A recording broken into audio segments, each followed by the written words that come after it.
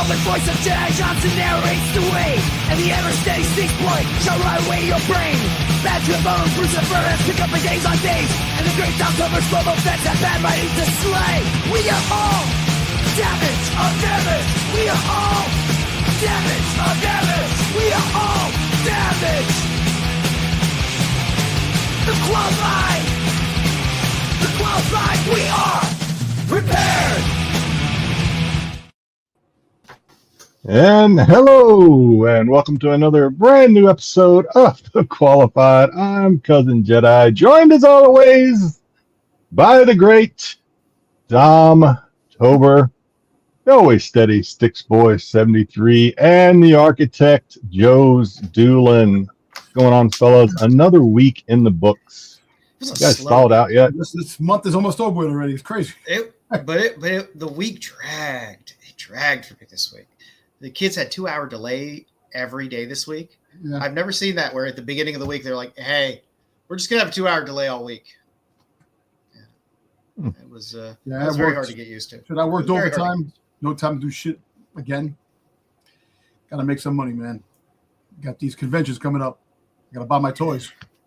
Convention season is here. MegaCon is it's MegaCon. It's coming up in March. What, March? March? Yeah, it's like coming up quick. Yeah, it's the first big one, right? What do you have? Was it the Awesome Con that actually was going to go, but we wound up canceling going to Awesome Con. So Sworn Fest was last weekend, and I guess that's in I forget that was somewhere in Arizona. I forget where. God, man, I overextended myself during that because a lot of the artists that I collect were at Sworn Fest, and they were whatnot streaming, and so I am on restriction now. Well, actually, I am not buying anything. Like you said, Porn Fest. I was like, "Yo, Porn Fest." Sworn Fest. Sworn Fest. It's Sworn Fest. Yeah. I mean, no, Sworn Fest. It's a Coffin Comics Comic-Con, I guess. They do it every other year. I may go to the next one. I may try to make some plans to go to the next one. It seemed like a lot of fun with the streams I watched. It seemed like a lot of fun. So I know a couple of streamers. One of them been on the show, actually, Sinister.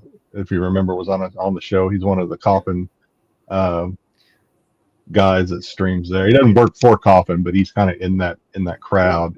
We'll see one of his exclusives tonight in our Vampirella 5-minute.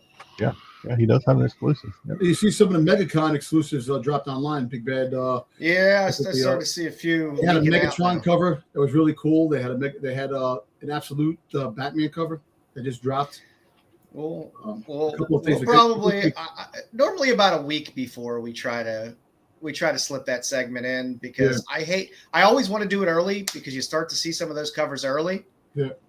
And then all of a sudden that last week before the con, they drop 30 or 40 crazy exclusives and you just feel like you miss out. Mm-hmm. So. I was on one whatnot stream right before hopping in here and chit-chatting with Joe for a bit before the show. One streamer said he's going to have like 20 exclusives for MegaCon. 20 exclusives. Just one. I was like, good Lord. Some people have some people have that. You know, the bigger the artist, the bigger the store, the more exclusives they're going to have. You know, holy crap! It all depends on who it is. I think MegaCon is one of those cons that's getting. Maybe it's already established itself, but it's just establishing itself. Is one of those very artist-oriented cons where a lot of the artists attend, and you kind of want to have, you get the southern exposure there, so a lot of people in the south that don't necessarily come up to the northeast for a con or go out west for a con. Mm-hmm. It's the MegaCon has actually been picking up steam the last few years. Yeah. They have a lot of good actors and actresses for autographs and stuff like that. And especially the artists too. They get the biggest con, the first big con of the year, if you really think about it. Yep. Yeah, it's become one of the big ones, definitely. Yeah. Kickoff, right? So. Yeah. Kicks off the season, the funnel con season. So Speaking of kicking off, well, I mean, it's Super Bowl weekend, but I didn't actually mean to tap into that. But speaking of kicking off, Joe, what do you got for us on your outside? What are we calling it now? It's just looking in. We're just looking in. Qualified looking in. We're just looking in. I'm curious to see if. I'm drinking green tea all goddamn day.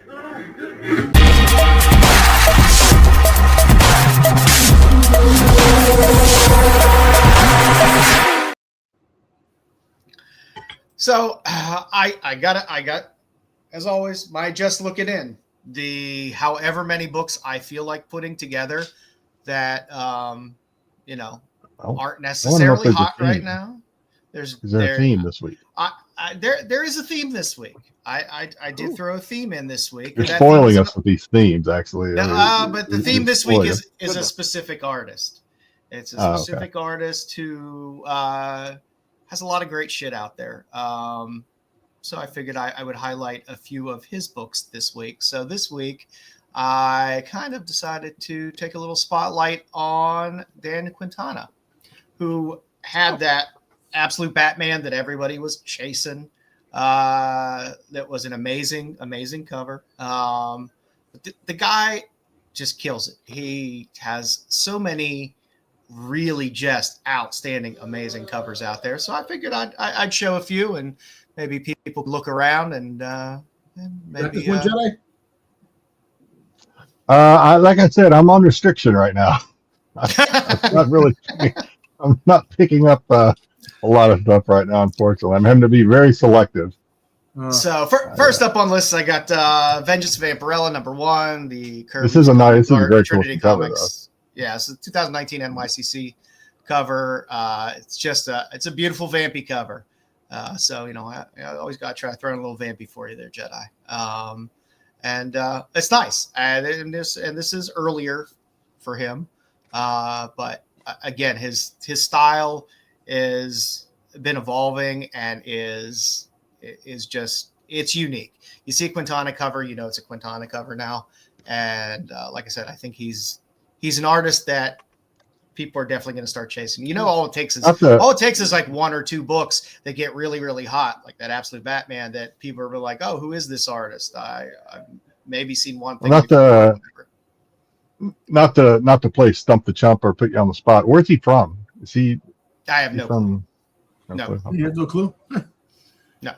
I mean, it's easy enough to Google it, but I was just curious if he's because a lot of, especially if they're overseas, we're just talking about cons and a lot of artists come in con seasons. A lot of these artists will, start making appearances, but if they're overseas, a lot of times it's harder for them to do it. So I'm just kind of curious. I don't think he is. I don't think he's overseas. I think he's domestic.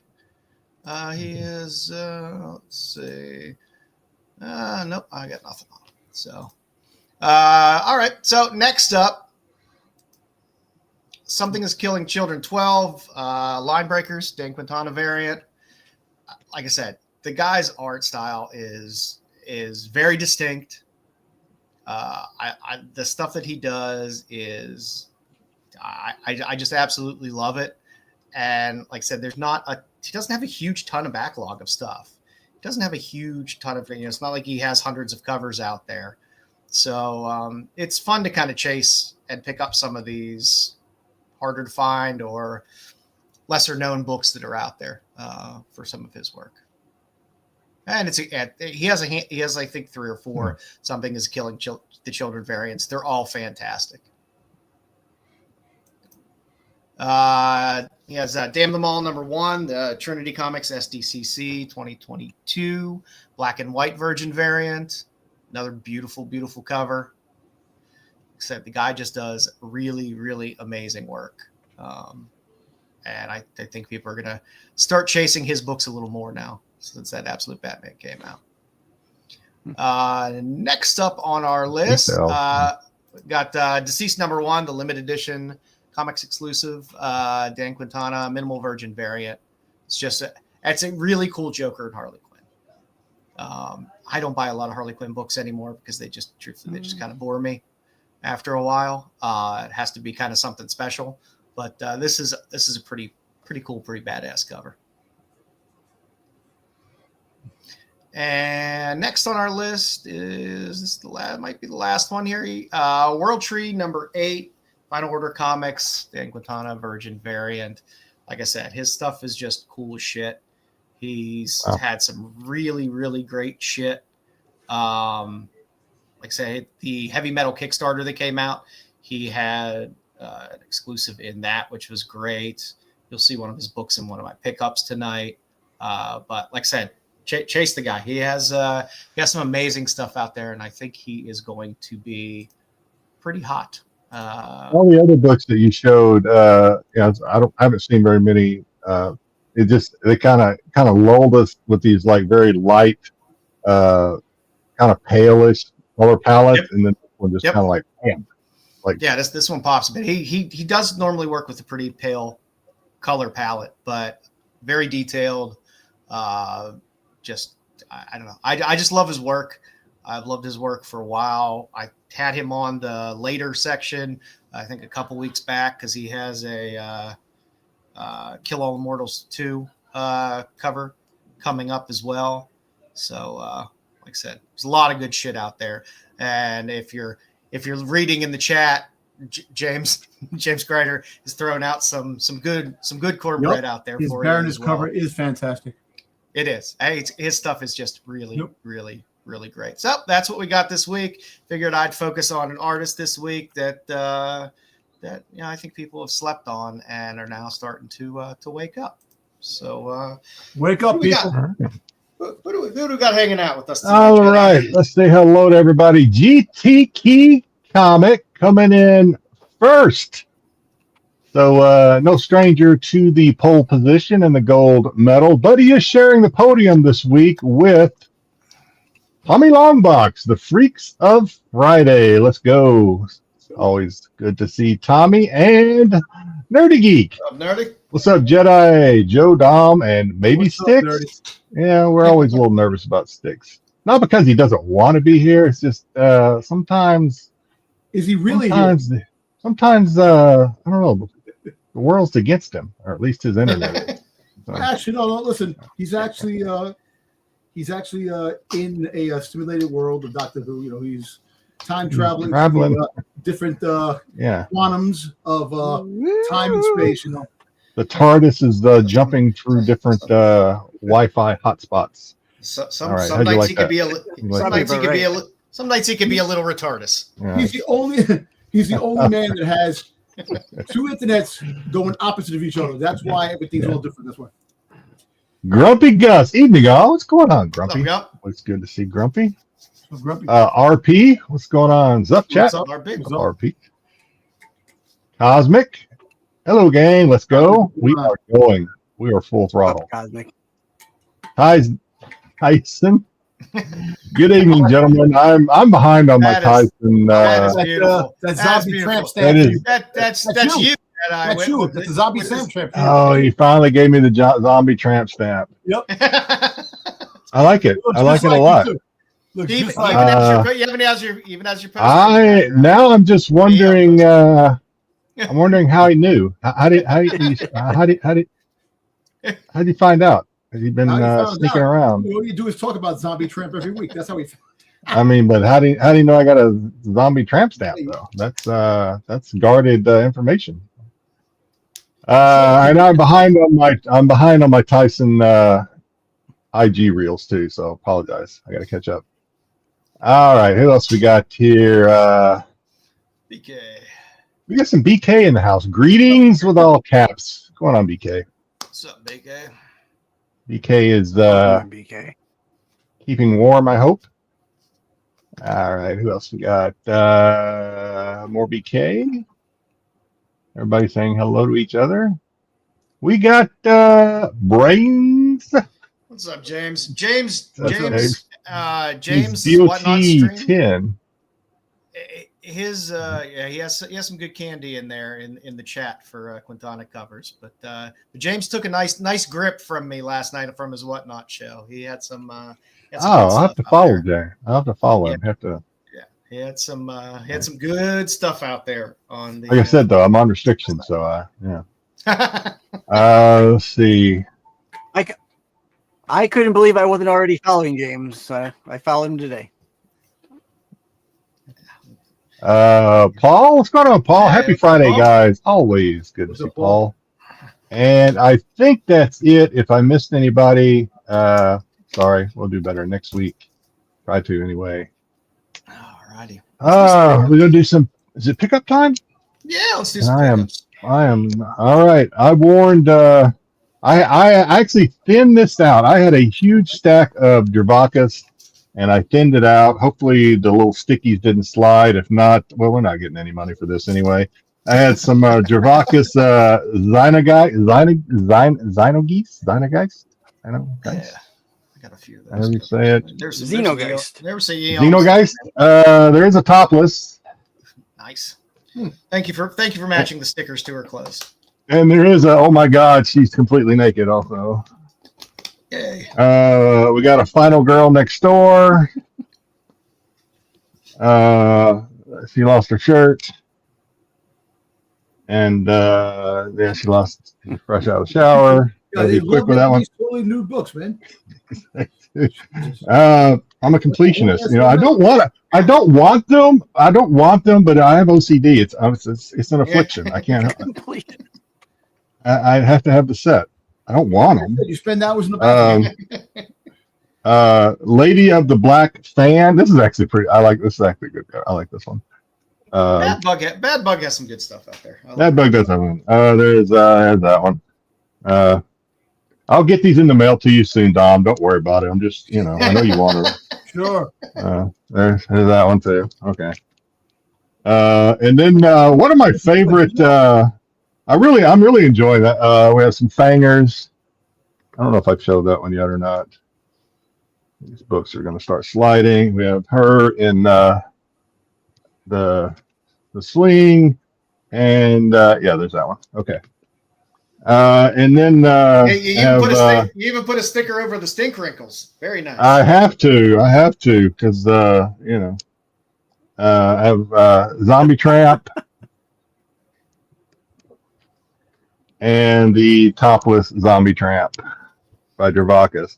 All right, I also picked up. I'm really enjoying Fangers right now. It is Garrett Gahn's the writer. He also does some of the covers. He did a special. I don't know what was the occasion, but he did a Comic Elite, I think, exclusive for Fangers #1. So it was I picked up. He does some art. So he did this cover for it, and I got him to do this remark on it. He's not.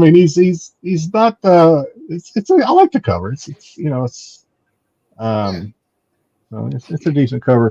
And then on his stream, I picked up a piece of the OA. Now this is a Garrett Gahn original piece of art. Now, if I remember right from the stream, he said that this is going to be a cover for, I believe he might have said MegaCon actually, or MegaCon or C2E2, one or the other. I think one or the other. But this is the original art for an upcoming Fangers cover, and that's a Garrett Gahn piece as well. So that's all I got this week. I could have. There's a lot more, but we'll pace ourselves. Looks like the Littles After Dark. Yeah. All right. Let's see. So I picked up the Tarna trade, Alex Ross, reissuing these. Got a couple of the Pin Apocalypse trades. No, those stickers don't come off, Tyson. They don't come off. I got the Jim Mafood cover for Pillow Fight, which was a Kickstarter. I just collect a lot of Mafood stuff. With that, I also got Brandon Graham's lovely sketchbook, Royalty Report, which is really fantastic and filthy. And it also came with Boring, the contemporary monthly dullness, featuring Ernest Borgnine, which I was quite happy about. Oh, Mikhail. Let's see. I finally got a couple copies of this. I'll take it. I buy these for Dom. What are you talking about? Yeah. Nah, not me, man. Speaking of Quintana, this was the one of 50 World Tree. I have Instagram for that. I did get my Alice ever after the Suspiria foils. Foils. Yeah. Oh, there you go. That was it. Yeah, it's hard to see. I'm not a big fan of foil, but I do love Suspiria, and it's a nice cover. I don't buy a new foils book unless I have which to. I need to start reading. Bloodland. Bloodland. Both covers of that. Is that a vampire book? Yeah, pretty much. I like Ignition Press. They've been putting out interesting stuff. Chimhill Ghost Pepper. Ghost Pepper. American Caper. I picked this up. It's Don Hauser's writing it, for God's sakes. Did GTA. It means something. I got a little Street Fighter Masters, Elena. Yo, Joe. Nice. I have that. That's a nice book. Yeah. I always pick up Punchline because people always tend to be looking for Punchline. I always have to do covers. Little Absolute Wonder Woman, little Angela Wu, picked up those. And what number is Wonder Woman on now? Was it 16? 16. Absolute Wonder Woman, 16. Little Hello Darkness. There's the Frizzen. And there's the Boom 20th anniversary. And then, of course, last but not least, always I got to pick up all the Stuart Sager covers. So, yeah.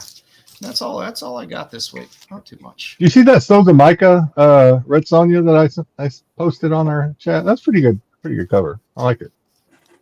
I think I did. Yeah, I did.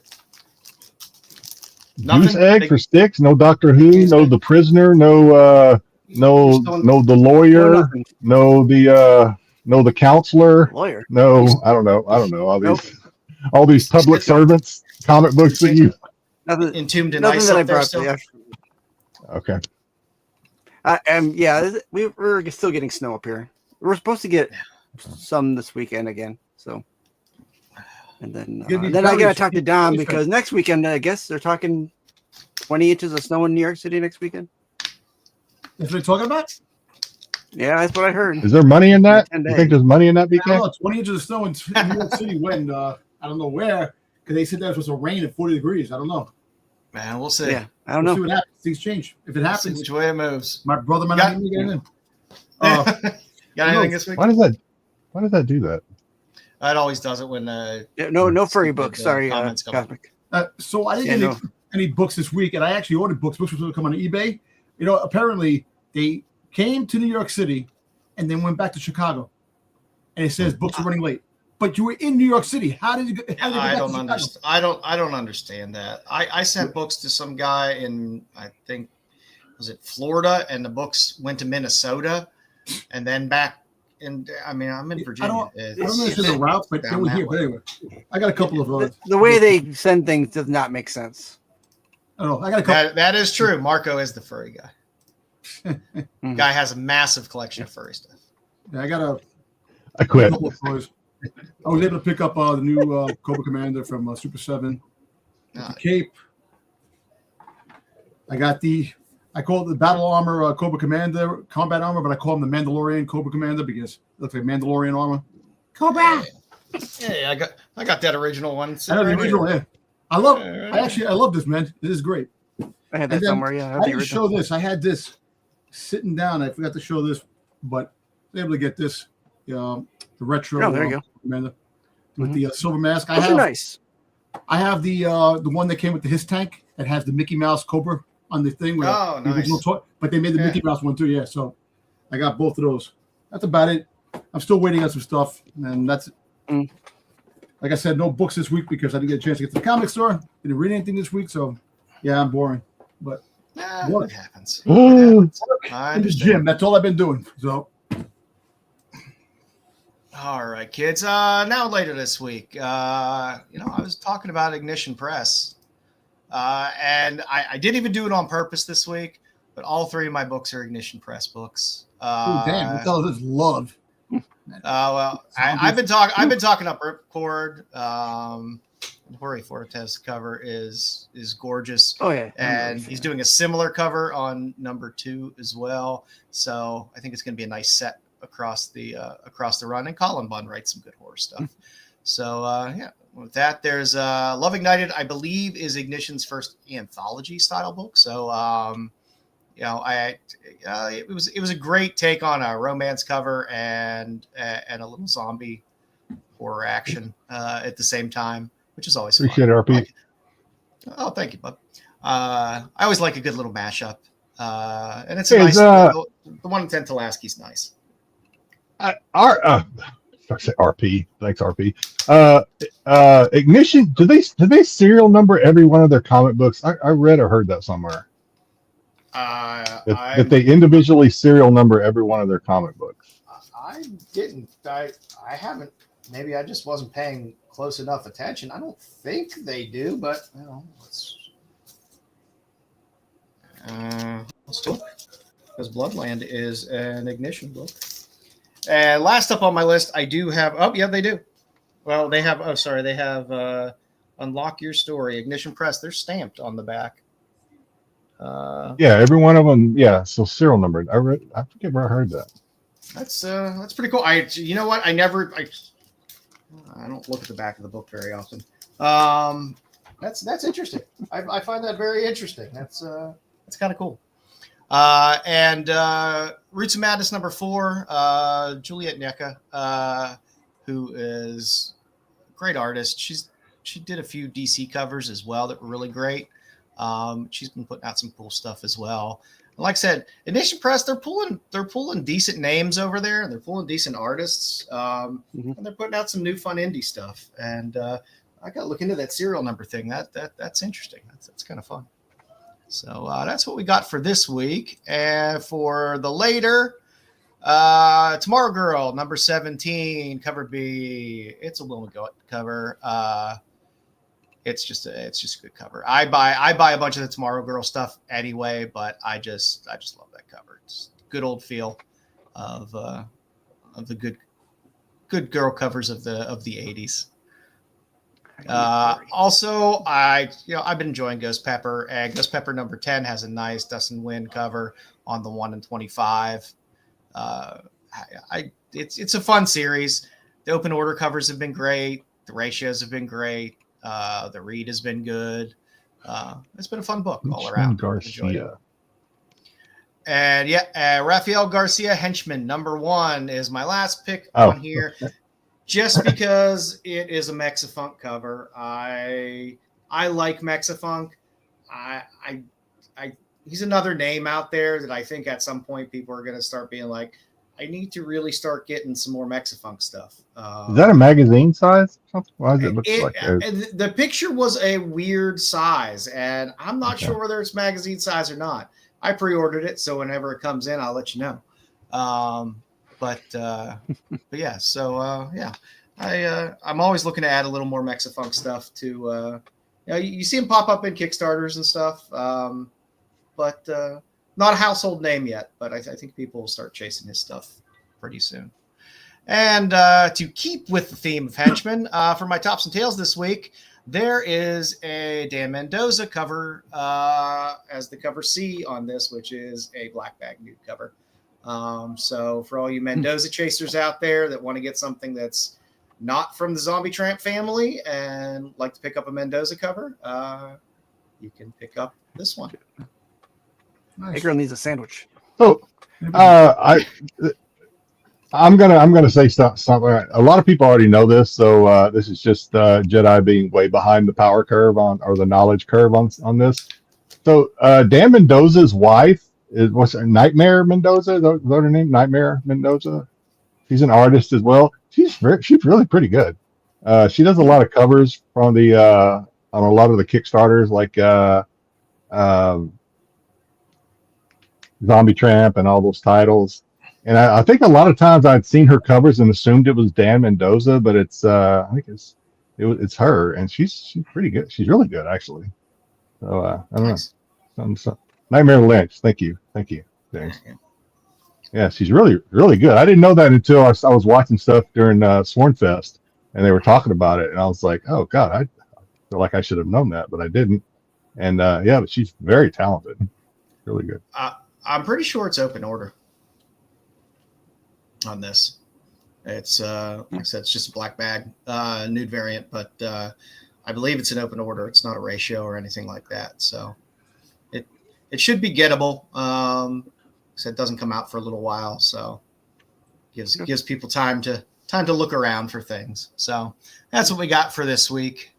Before I forget, Wednesday, the 11th of February, Larry Hama is going to be signing G.I. Joe 325, because 325 anniversary issue that's going to be dropping Midtown Comics, New York City, introducing 2 brand new Joes to the mix, and apparently they're going to have a classified series reveal, a toy reveal at the same time. So Hasbro is getting so anybody in New York City, Larry Hama is going to be signing I feel like I should I know who Larry Hama is? I don't know. He's the writer of G.I. Joe for Marvel Comics. He's been doing G.I. Joe I never read G.I.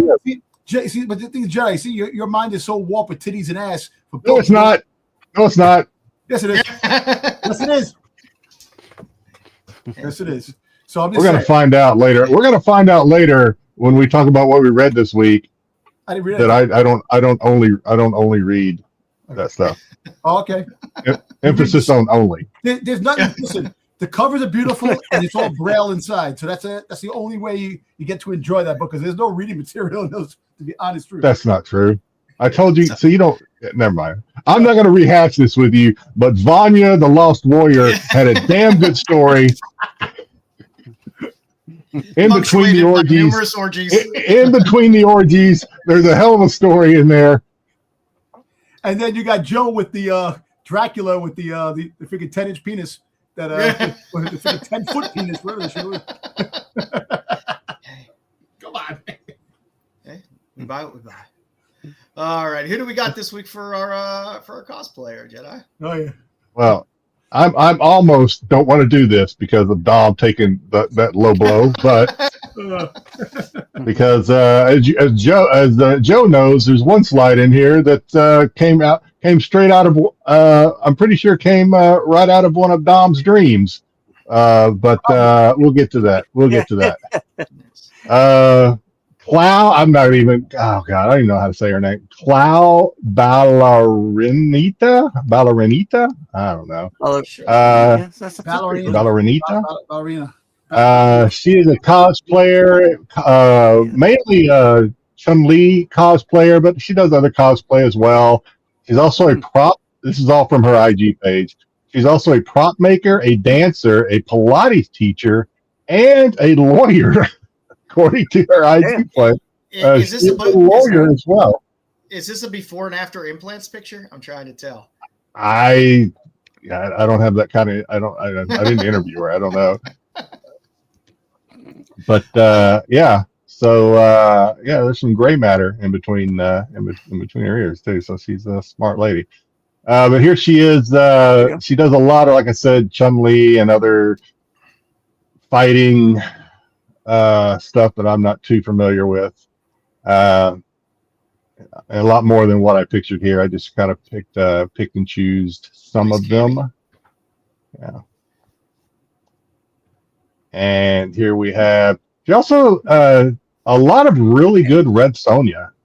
I picked a couple, but I could have almost done a whole slide deck of her Red Sonja cosplay, because she's done a lot, and a lot of it's really good. Yeah, pretty good. Yeah. Nice. Oh, I like it. Looks like a Dynamite cover. It's like my backyard, all covered in snow.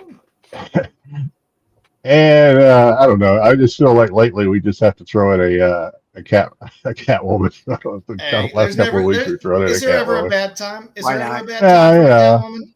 Yeah, licking the whip, you know. And I think, Dom, pay attention, because you're going to feel terrible for the body blows and the hitting below the belt earlier, because again, and Joe, I said this right after I sent this to Joe. I said I'm pretty sure Dom has had dreams that went exactly like this slide right here.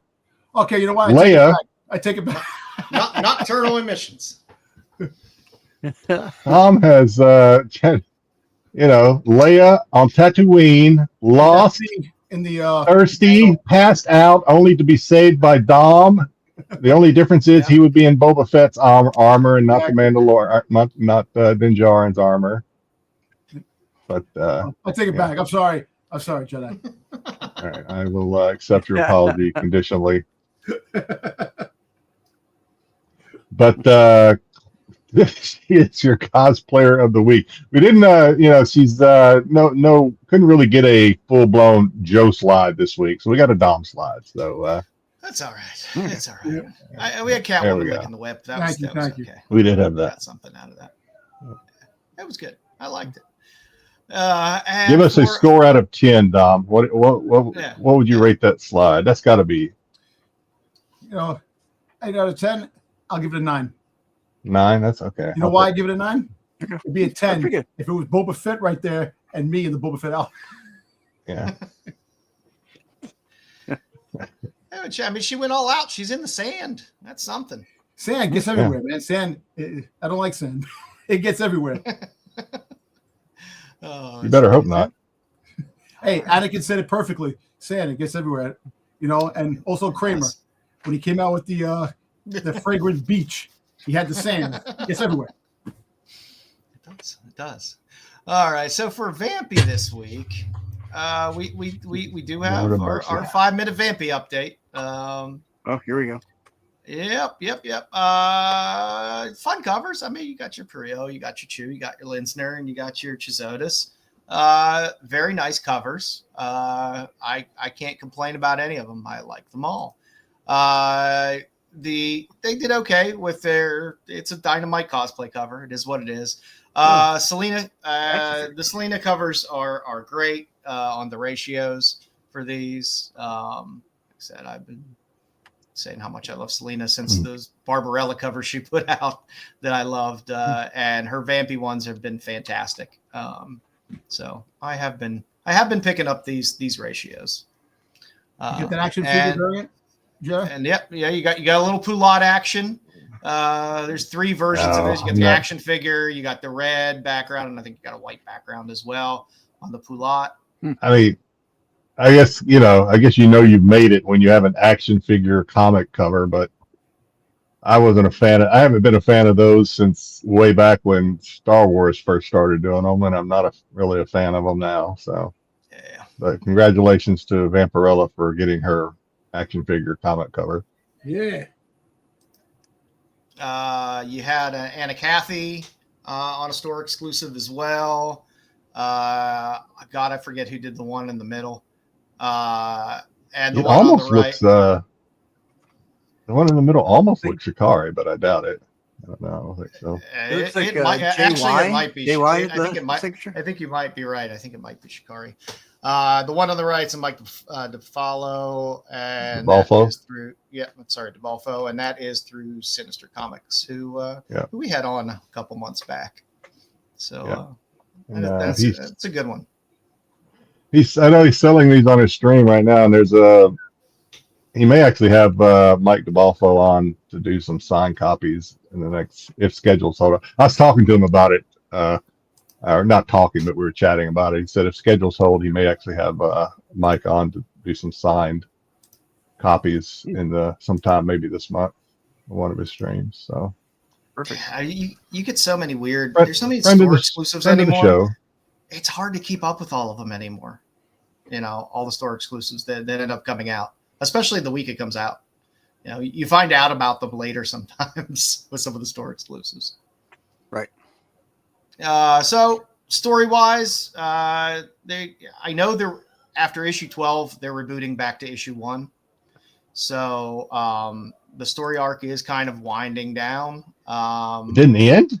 I thought it ended after this one. Oh, it goes to 12. So I don't know whether I don't know whether 11 and 12 are going to carry us into the next arc for when they reboot to 1.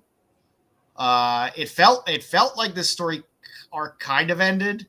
I don't know how I felt about this Jedi. I don't know. Proceed. I'll let you. I'll follow your lead. Yeah, I actually couldn't remember. Like oh boy here with the wings. I forget his name. He got absorbed, or he got absorbed by this creature or whatever that's been stalking Vampirella since. So we started off with Benny, who was an old love friend of Vampirella's, who had died, and he somehow got reconstituted by this algorithm, and he's confused because he doesn't know what he is or whether he's dead. He thinks he's him, so he's talking to the one algorithm about this, and then we cut off to Vampirella, and apparently her ledger, who was the black guy we saw in the beginning, try with all the bats.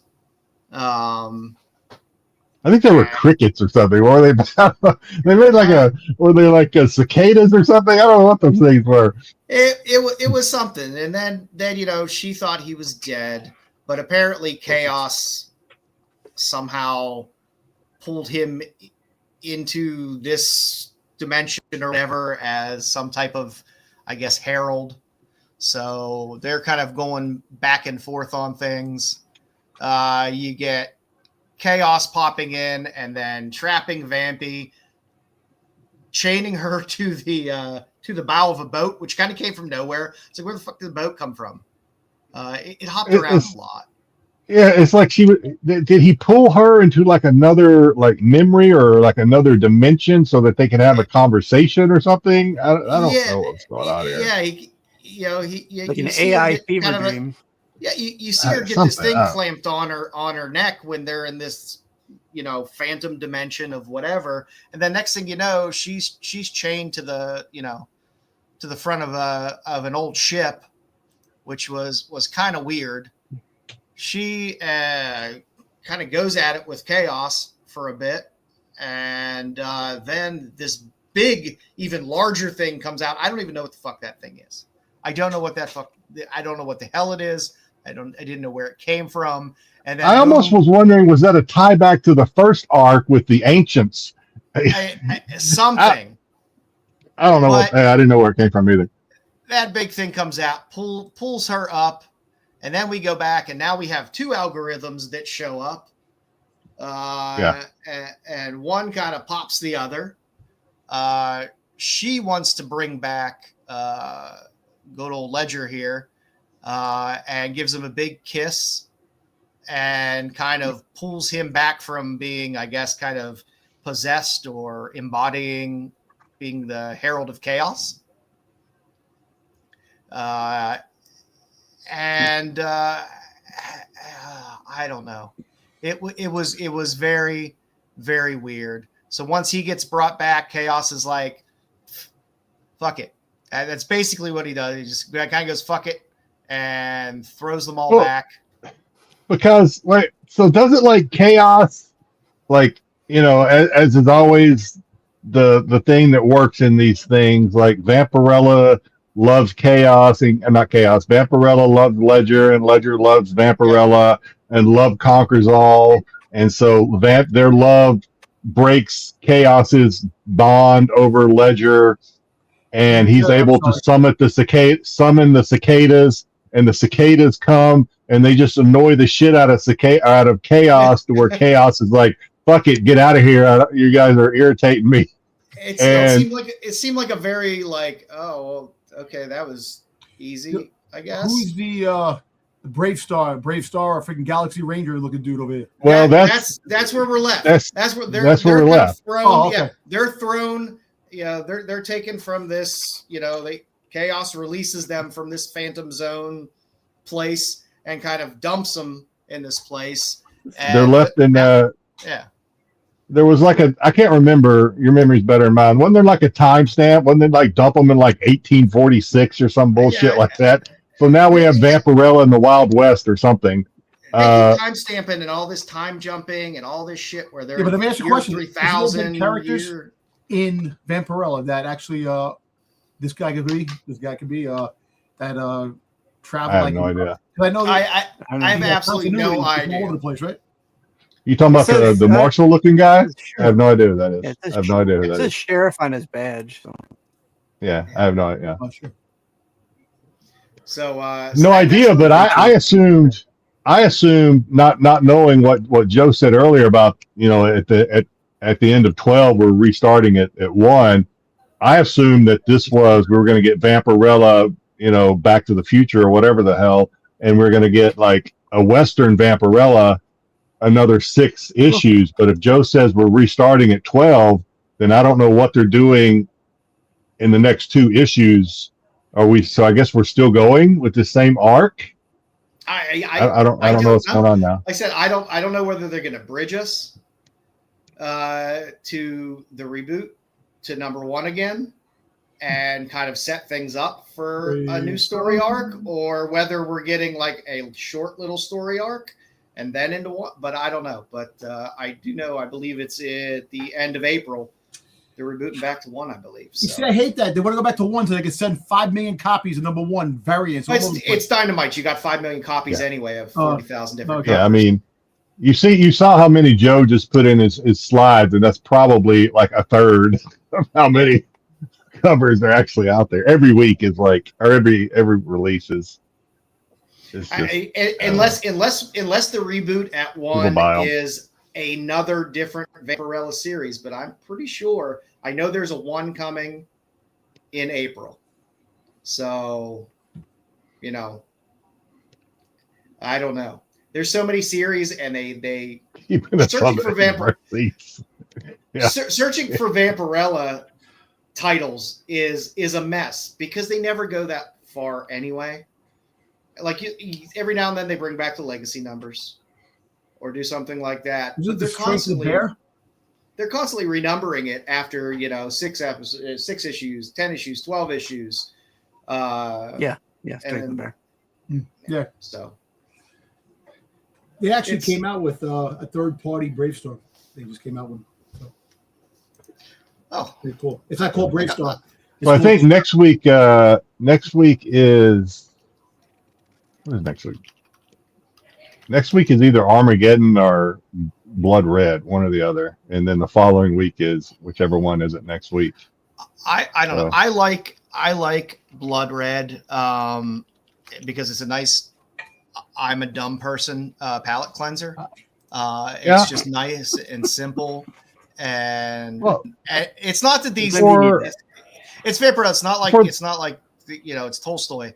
But it's sometimes when the stories jump around as much as they do, it's just like, okay. Well, for the same reason, maybe not as easily digestible and, you know, just 100% sugar like Blood Red, but for the same reason, Armageddon is pretty easy to follow. At least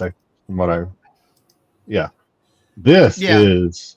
There was one page on this, if you remember. There was one page on this comic where at the bottom of the page there was 3 different references to what was happening on that page. I don't want homework, man. Gee, Vampire 12. I do not want homework, man. I'm tired of homework. I do like a little. I don't mind a little footnote every now and then. It is kind of nice, but I have to really be into the series to enjoy it, to enjoy the footnote and actually want to go back and do something with that. I was excited to hear that Priest was going to be, and not that I knew a whole lot about him as a writer, other than he had a good reputation. So I was excited, but good Lord, I agree. Can he just please tell us a linear story without, I mean, yeah, I don't think canon means a lot in the world of Vampirella anyway. So just tell us an entertaining story, please don't. Yeah, this isn't Star Wars. Yeah, this is the Perillo cover for Vampirella 1 that comes out on April 22nd. There's blind bags for this one as well. You know who she looks like? She looks like Stephanie Fakir. I don't know who that is. Stephanie Fakir from wrestling. She has the horns. Yeah. A little bit. I see the bikini. I'm thinking. I'm looking. I'm just thinking Phoebe Cates. You guys in your wrestling. Just me. Pete did that to me. Pete did that to me in chat. He goes, "Oh, that looks like so and so," and I'm like, I have no idea who that is. I had to Google it. Hey, yeah, Joe. So yeah, this is what you're getting. This is what you're getting as a Legacy 688 reboot of Vampirella 1 come April 22nd. Joe, pick up a go if you go online. Pick up a picture of Stephanie Fakir. Show Jedi who she is. If you can show her, right? It's Stephanie Fakir. Oh, I'm sure she's attractive. She looks like that. She's from Chile. Chile. If she has horns, I'm really going to be blown away. When she comes out, she has her horns. I don't know how to spell it. You gave me. I got some broad on LinkedIn. Just say Fakir. Stephanie Fakir Wrestling WWE. Yeah, VAQUEAR or something like that. There we go. Okay, I see her. I'm trying to find a picture that's a little more attractive. I thought you'd say appropriate. I was like, "Ooh, show me." No. I would grab right away, but no, I'm looking for. Watch out with her. She does a double kiss. That's her signature move. Let's see here. There you go. Here's your.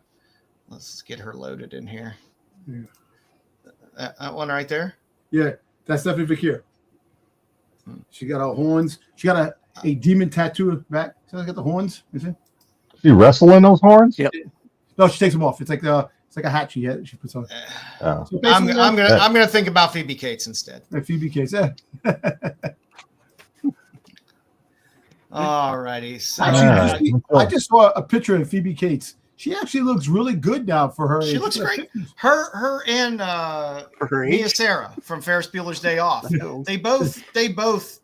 Yes. Are well, what's her name? Ferris Bueller. She was also in Legend. Remember Legend with Tom Cruise? Yep. Oh yeah. She's another one that was just timeless. Just doesn't age. All right. Well, you know what time it is because it's Jedi's time to shine and time for Dom's favorite song. It's time for That's Not a Comic, That's Not a Comic, Salia Comic, Salia. It's time for That's Not a Comic, That's Not a Comic, Salia Comic, Salia Comic. Oh, cool.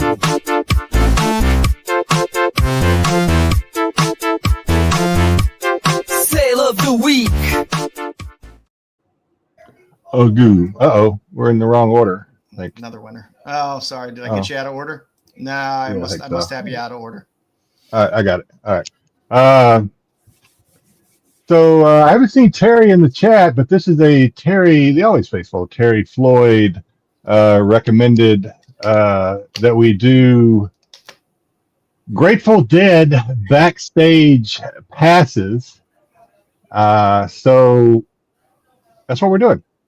So we have they have a lot actually. Of course, Terry knew something I didn't because these things are very collectible and they are not cheap.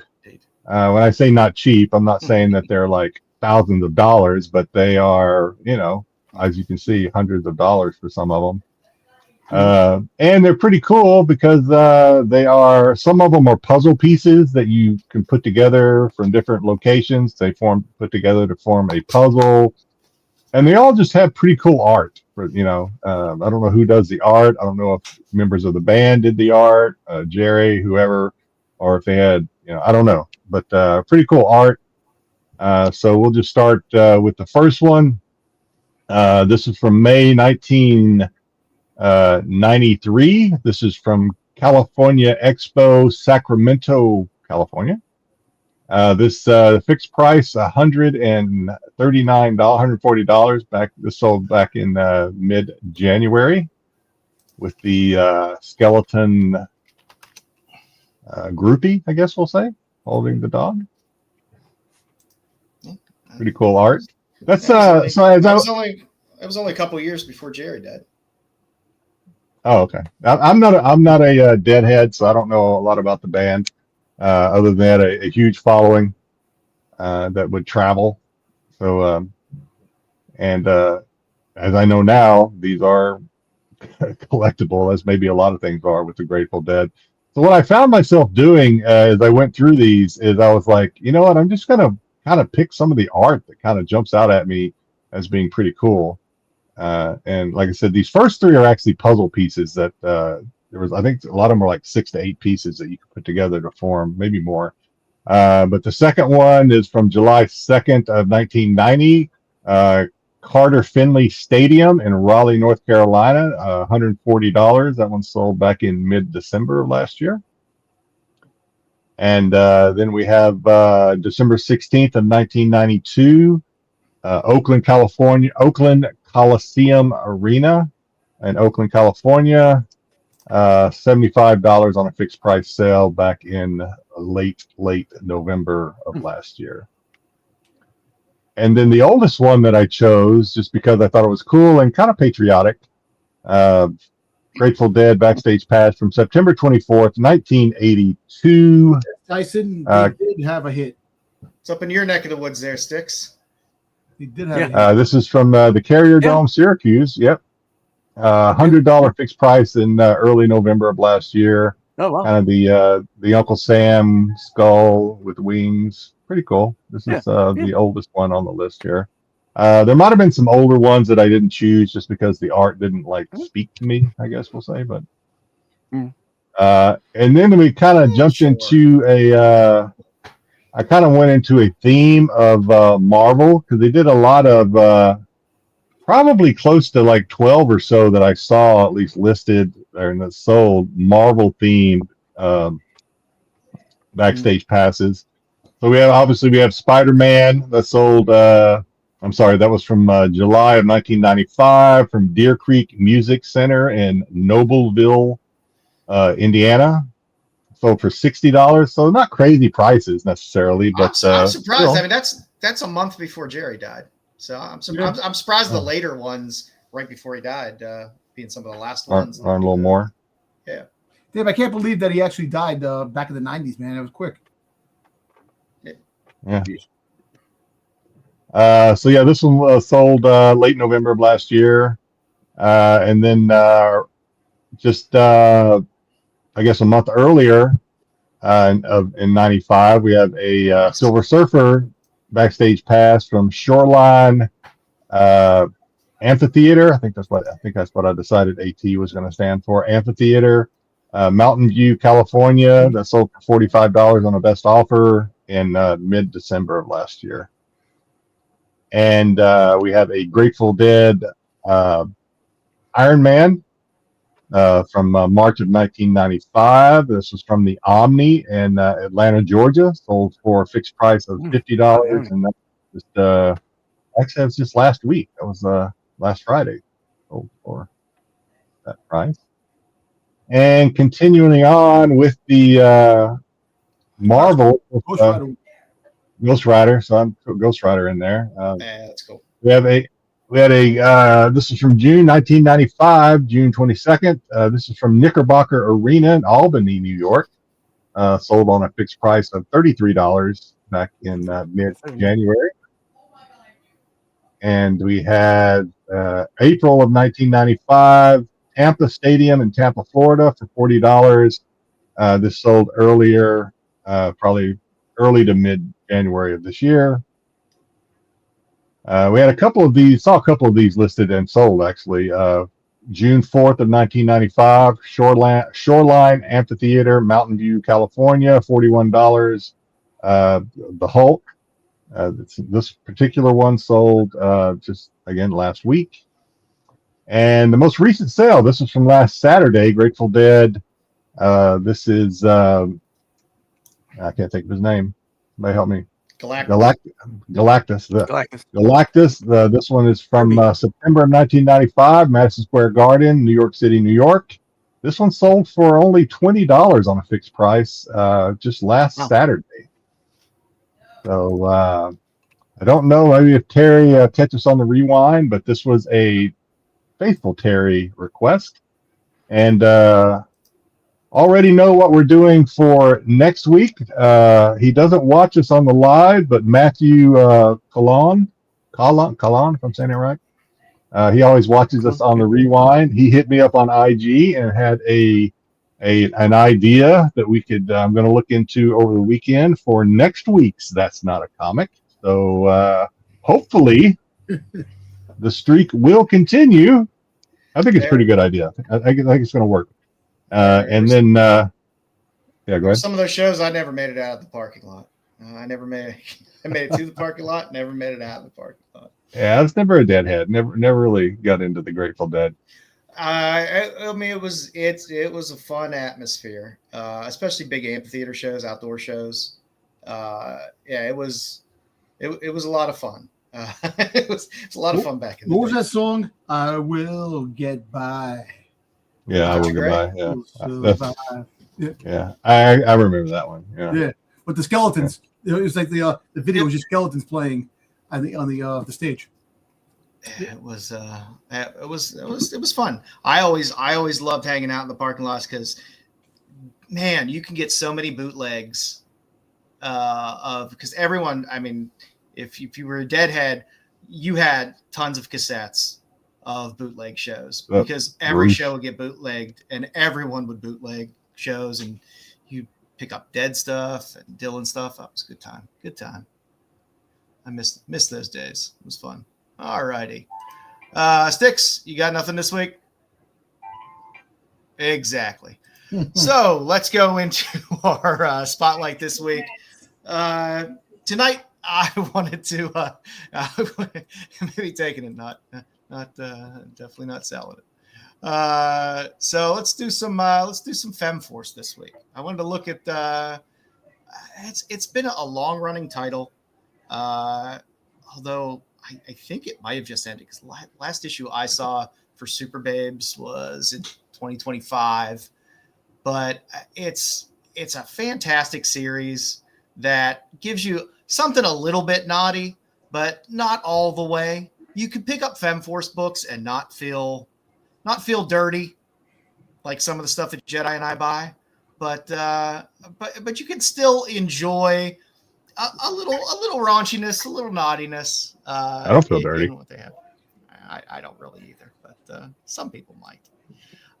So I wanted to run through some of the characters that are in there. So the one thing that AC Comics and Bill Black did with FemForce is basically they took a lot of characters that were whose IP and copyright had run out, and they took a lot of these characters and they used them and then kind of repurposed them and changed them in some ways. So you have Laura Wright, who was Phantom Lady, who later became the Blue Bulleteer, who then briefly became Nightfall and eventually becomes Night Veil within FemForce. So you take basically Phantom Lady, just a Golden Age character, and you kind of bring them in and update them. You have Joan Wayne, another character who first appeared in like 1941. She was Miss Victory. Listen to me, Pilgrim. Later became Rad and then went back to Miss Victory, and her daughter took over the title of Rad. You had Claudette Meyer. She is the second She-Cat, but she's the She-Cat that appears through most of FemForce. You have Tara Fremont, who is just frequently referred to as Tara, who is more of kind of a jungle girl type character. Yeah, Dragonfly, which was she was a cool character. Yeah, she had the little dragonfly thing. More of a cool cat. You had Mara, who was Stardust, another character that appears in a lot of the books. And you have Silva Sin, who was Synesthesia, the girl from LSD. And she, yes, which it was fantastic. And a couple of her covers are absolutely fantastic. And she's also known as Sin for the most part.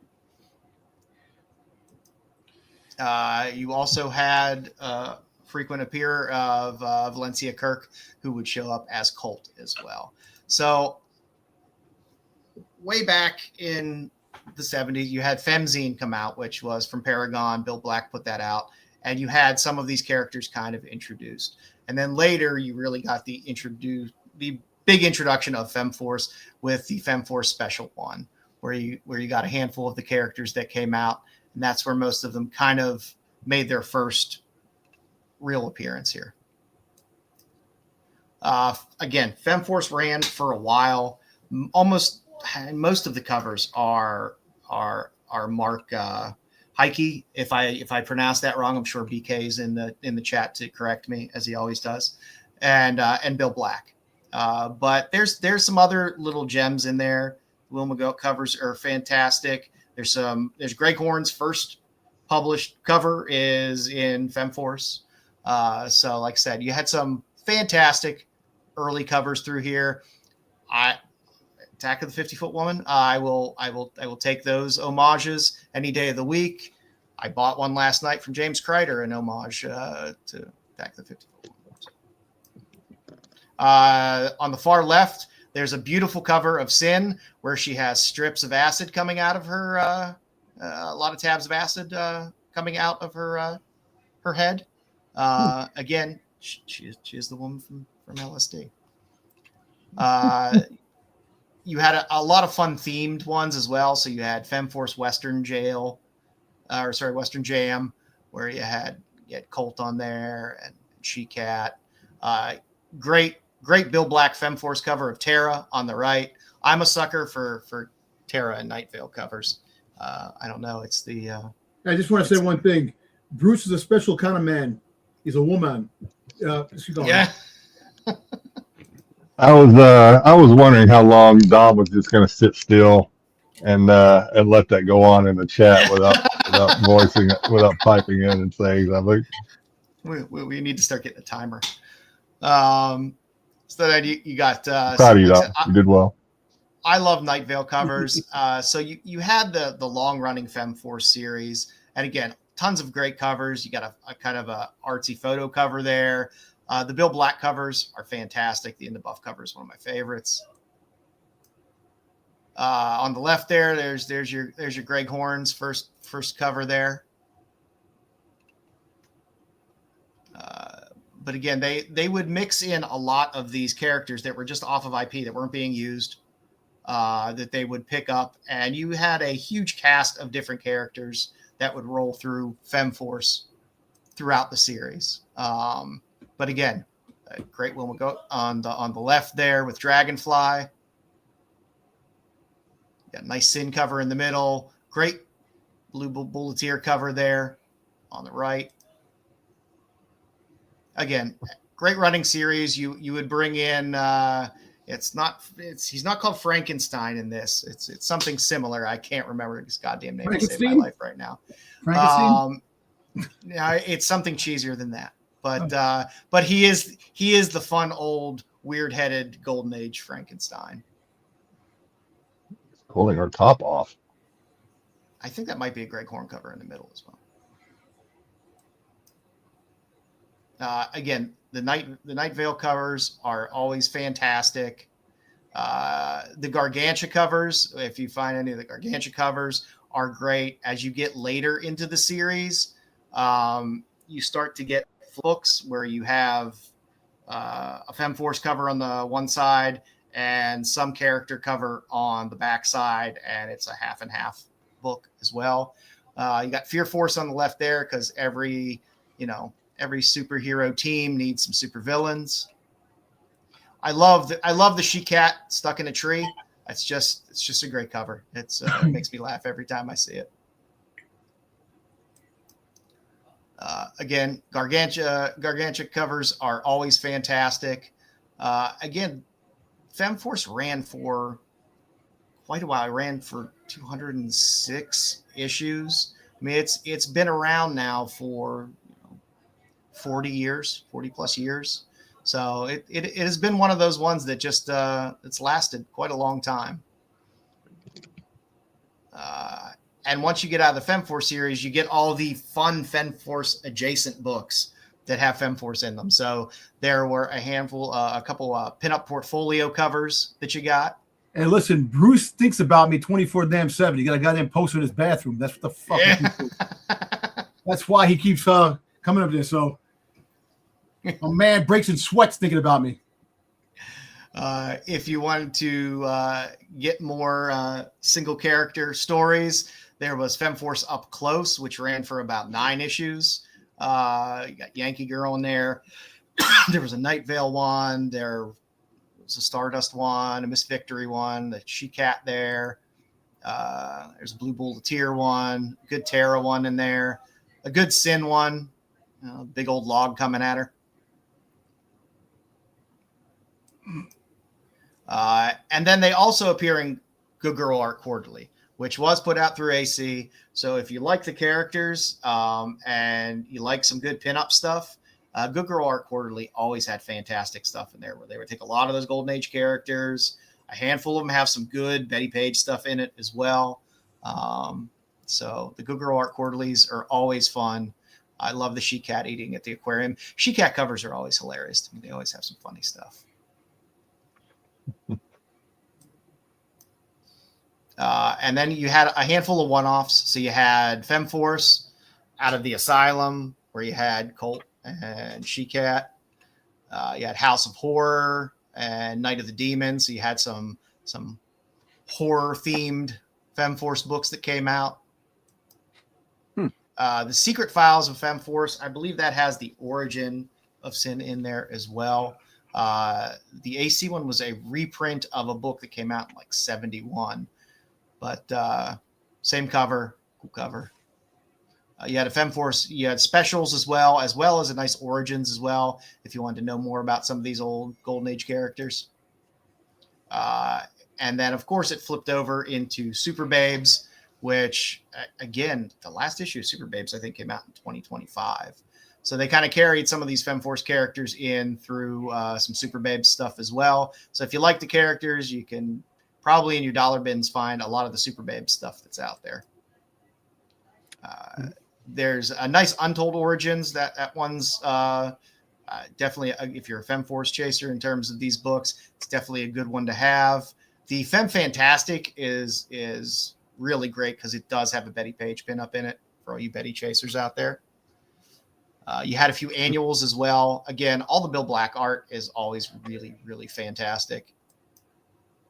And then you had one-offs individual series where Miss Victory had a little series and a special. Night Vale had a series that ran for a little while. I believe this Night Vale cover is the Grey Corn cover. Sorry, not that one back there. There was the first one, and then this one here, this Night Vale special #1, I believe is a Grey Corn cover. And you had Night Vale's Cauldron of Horror as well. Like I said, I'm a big sucker for Night Vale in the FemForce world. Was that Medusa? Yeah, Looks like it. Oh, cool. Pretty good. She-Cat had a series that ran for 4 or 5 issues as well. You had Colt had a one-off there where Terra and Diamond were in it, or Black Diamond were in it. Black Diamond had a little series as well. You had Terra show up in Bolt Special, Shade Special. There was a few issues of Jungle Girls where Terra appeared in there as well. The best AC book, Sin, the Girl from LSD, is a fantastic cover. This is one of my favorite AC covers. You got cool melting. Yeah, you got melting. It's a good psychedelic cover. It's a lot of fun. And again, I like Gargantua on any cover. I always just find her hilarious. Large women stomping on things it's just fantastic. Stardust was in the run for Sentinels of Justice, which was an AC book, and she did have a crossover with Dragonfly as well. Dragonfly had her own series. And last but not least, if you could find the Bizarre Thrills, they could be a little pricey, but there's some great covers in the Bizarre Thrills. with Phantom Lady there as well. So Damn. I hope you enjoyed this quick little run through of a lot of FemForce books. They're books that they go for an okay amount of money on the secondary market. But they're also books that you can find a lot of times in weird dollar boxes and stuff like that, where some of that stuff gets mixed in there. So, like I said, I like to throw out books where they're fun to hunt for and find cheap, because you can find them cheap, but sometimes the resale on them is okay. There's a lot of $10, $20, $30, $50 books in there. So keep an eye out for FemForce. It's good art. The stories are fun. It's not well, Bizarre Thrills is a little adult and mature, but most of the other FemForce titles, they're fine.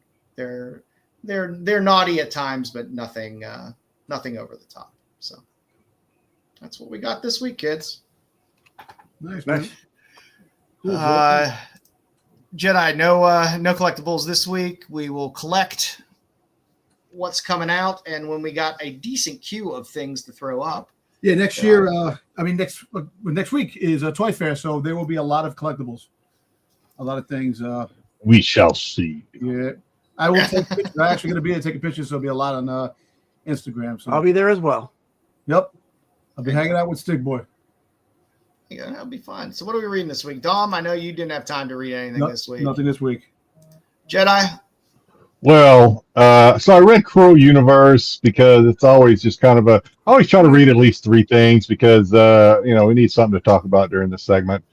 And so Crow Universe is one of those things, kind of like Creep Show, where they just throw these little stories together, usually 3 per issue, and they usually start off kind of cool, and then they usually end kind of stupid, which is kind of the format for these. And this one is no different. Thundar the Barbarian, #1, which Dom, Yes. I read this. Okay. So this is not a smut book. So Okay. so there you go. How was it? I gotta I'll get it. flip my hat. There you go. All right. And apparently you did not read it, Mr. Saturday Morning Cartoon. You did not read this. So it was okay. So I don't remember. I remember watching probably this as a kid. My childhood's probably a little further away from today than your guys' childhood is. Just a little bit further away. But I don't know, it was pretty good. It starts off. We don't really get it gives you kind of the beginning, a planet races through. It gives you kind of if I remember right, it's kind of the beginning of the cartoon, if I remember right. A planet destroys, comes between the Earth and the Moon, et cetera, et cetera. 2,000 years later, et cetera, et cetera. So you kind of get, Thundar is defending the weak like he does.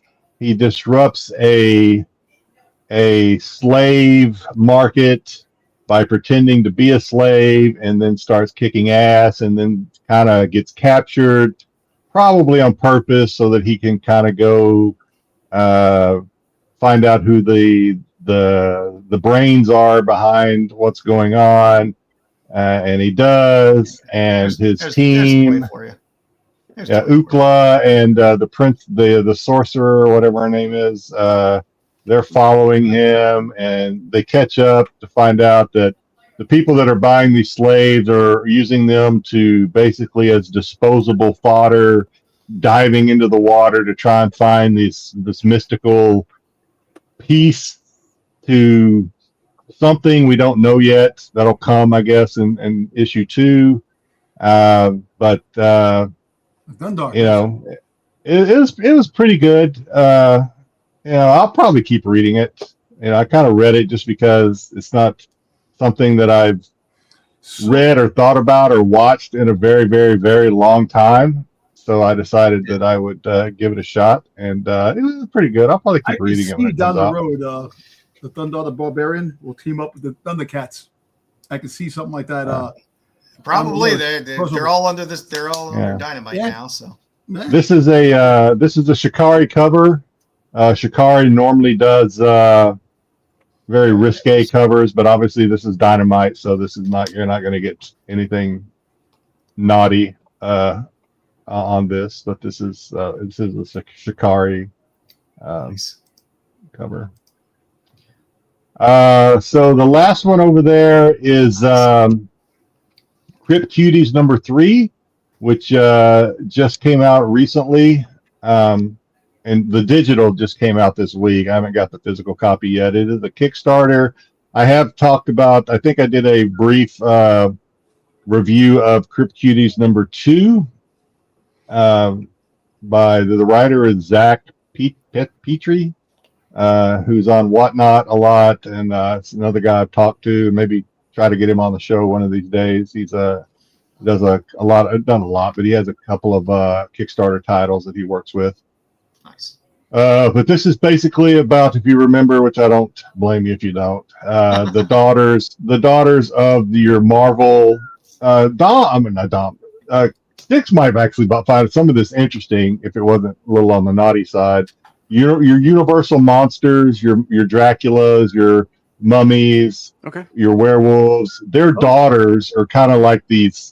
Their daughters are kind of like these privileged kind of Paris Hilton types, and they kind of like these party girls, and they kind of got themselves into. They kind of live in this monster world where magic and satanic and these things happen right in this world.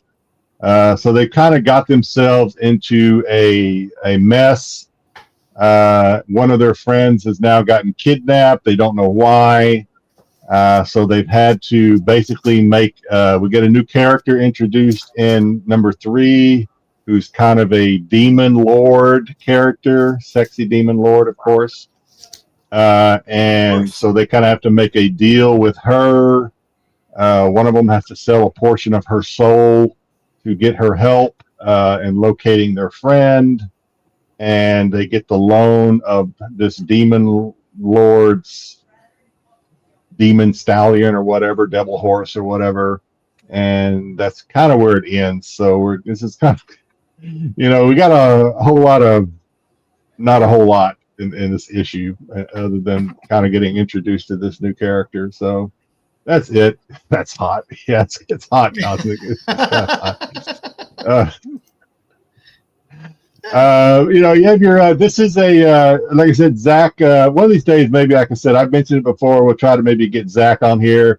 If we're lucky, he'll bring Marissa Pope, who is also the partner, I don't know, she's like the co-creator, if you will, of this title, this Kickstarter project. She had a cover. I couldn't get obviously I would love. I couldn't find a good copy, a good picture of her cover, so I went with the Dan Mendoza. It's really the only one I could get a good picture of.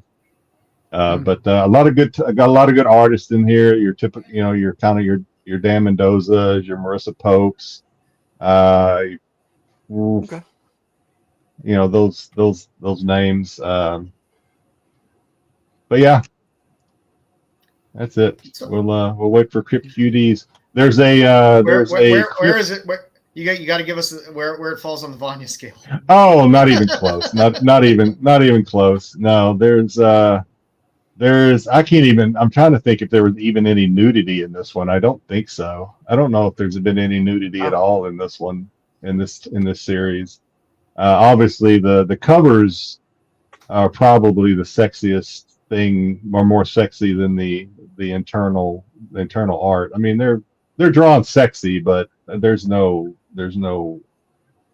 orgies or no orgies in this one. Nice. Well, thank you, sir. I actually read this week a little bit. I read some Scarlet Couture because I had these sitting around for a while, and I had to pick them up. I like Des Taylor a lot.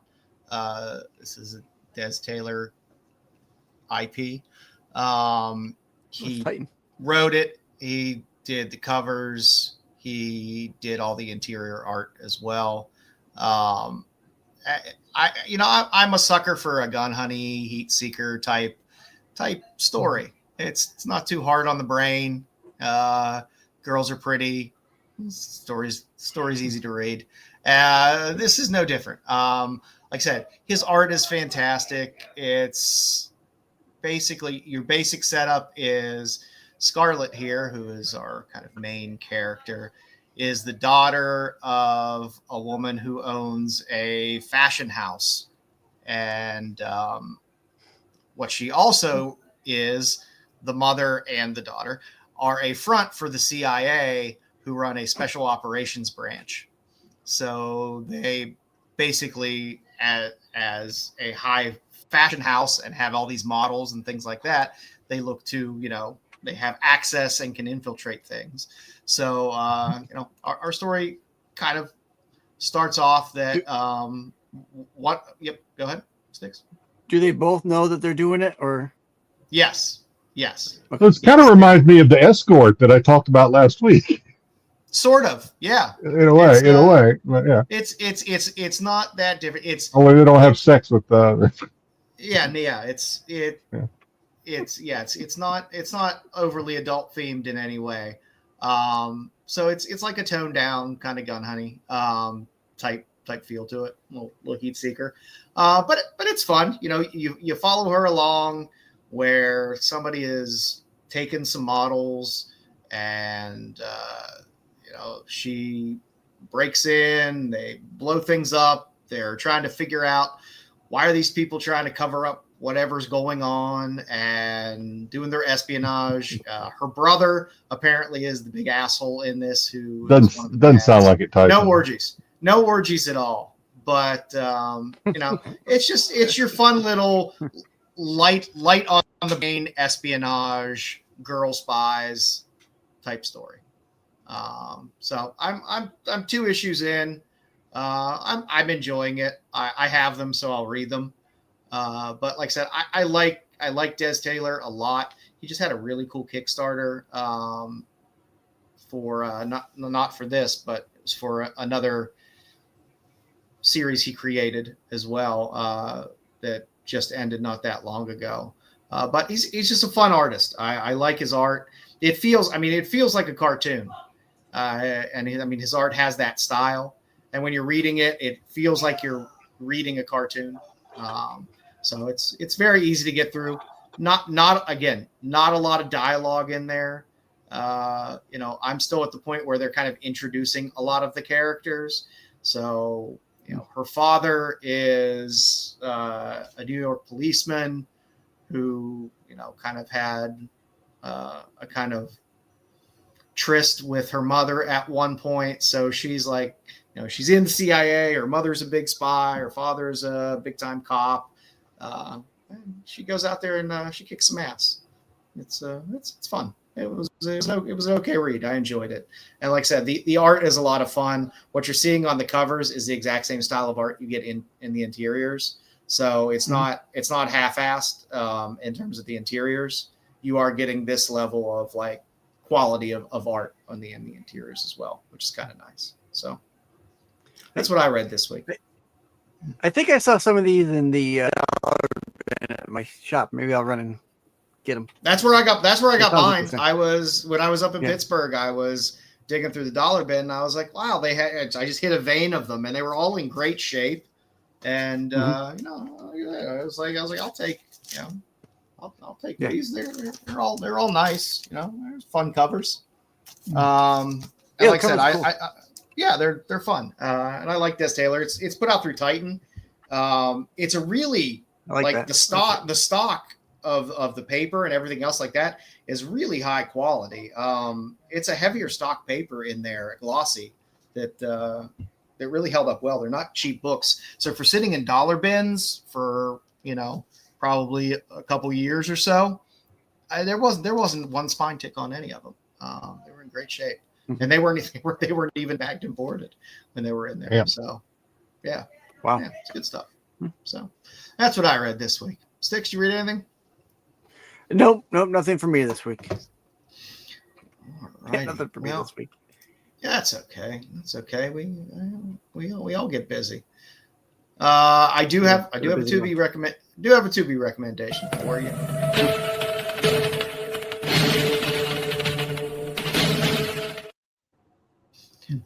My Tubi recommendation this week. I felt like going a little more lighthearted this week. I went with My Blue Heaven. It's on Tubi. It's a fantastic goddamn movie. Oh my God. That's a great movie. I love this movie. Very few movies make me laugh. Your really eyes anymore. felt all this stuff. I mean, I learned about tipping from watching My Blue Heaven as a child. It's a fantastic movie, and again, I don't know. Does anyone remember the last time you watched a comedy movie that really made you laugh? I can't think of much. The other guys. And that was what, like 15 years ago? Yeah. I mean, when you think you really have to go back a ways. So it's fun funny? to just watch a movie that's funny. You picked this movie today. I got a notification that Steve Martin passed away. I'm like, what the fuck? And I went looking through the thing, and they said, no, he's good. I'm like, there was like a thing that popped up. I'm like, really? Oh shit! Man plays a mean banjo. Yeah. Man plays a mean banjo. But yeah, you know what I hate? I hate when they post that Andy Griffith died, but he's been dead for 20 years. No, but they do that. It's like he's been dead. No. But Steve Martin, man, freaking the jerk. That was the best. I love Steve Martin. He always makes me laugh. And Rick Moranis is so good in it too. And it reminds me how much I just miss Rick Moranis. Yeah. I know he's coming back to he's coming back to do something. I forget Spaceballs too. Spaceballs too. Spaceballs. And then next year. So Schwartz returns. Or some shit like that. Yeah, it's nice. I mean, he had a tough go. I mean, he left acting, after his wife passed to raise his kid, and that's that's cool, Cosmic. And it'll be great to see him again. I watched Strange Brew a few weeks ago. Strange Brew is good. Yep. I know. And I was like, I want a little more Rick Moranis because it's good. Mm-hmm. They play a fun little. You see, he got sucker punched in New York City. Oh yeah, like was it last year or the year before? Last year, it was a handful of years ago. Yeah, he was walking through. Who wants to punch Rick Moranis? He's fucking Rick Moranis. I know. He's like 4 foot nothing. Little guy. I didn't know who he was. What are you doing? No. So, listen, it's funny. I was talking to my wife. Remember the TV show Second City Television when they had all the guys? Sean Levy, John Candy, they had all those guys. John Candy, everybody. Oh yeah, that was funny. All the Canadian crew. Yep. Yeah, it's good stuff. So yeah, watch it. It's a fun little movie. I like to go back and watch these. I forget movies like this stand up. I can still watch this and still get a kick out of it and still enjoy it just as much as I did back then. It's just a timeless quality. Absolutely. These movies that are just enjoyable. Great movie. Highly recommend. Yep. Good pick. What are you kids watching? this week? For me, I'll tell you what go ahead. Oh, good. No, I was just going to say I'm just catching up on. Go ahead, Steve. Go ahead, Jedi. Just go.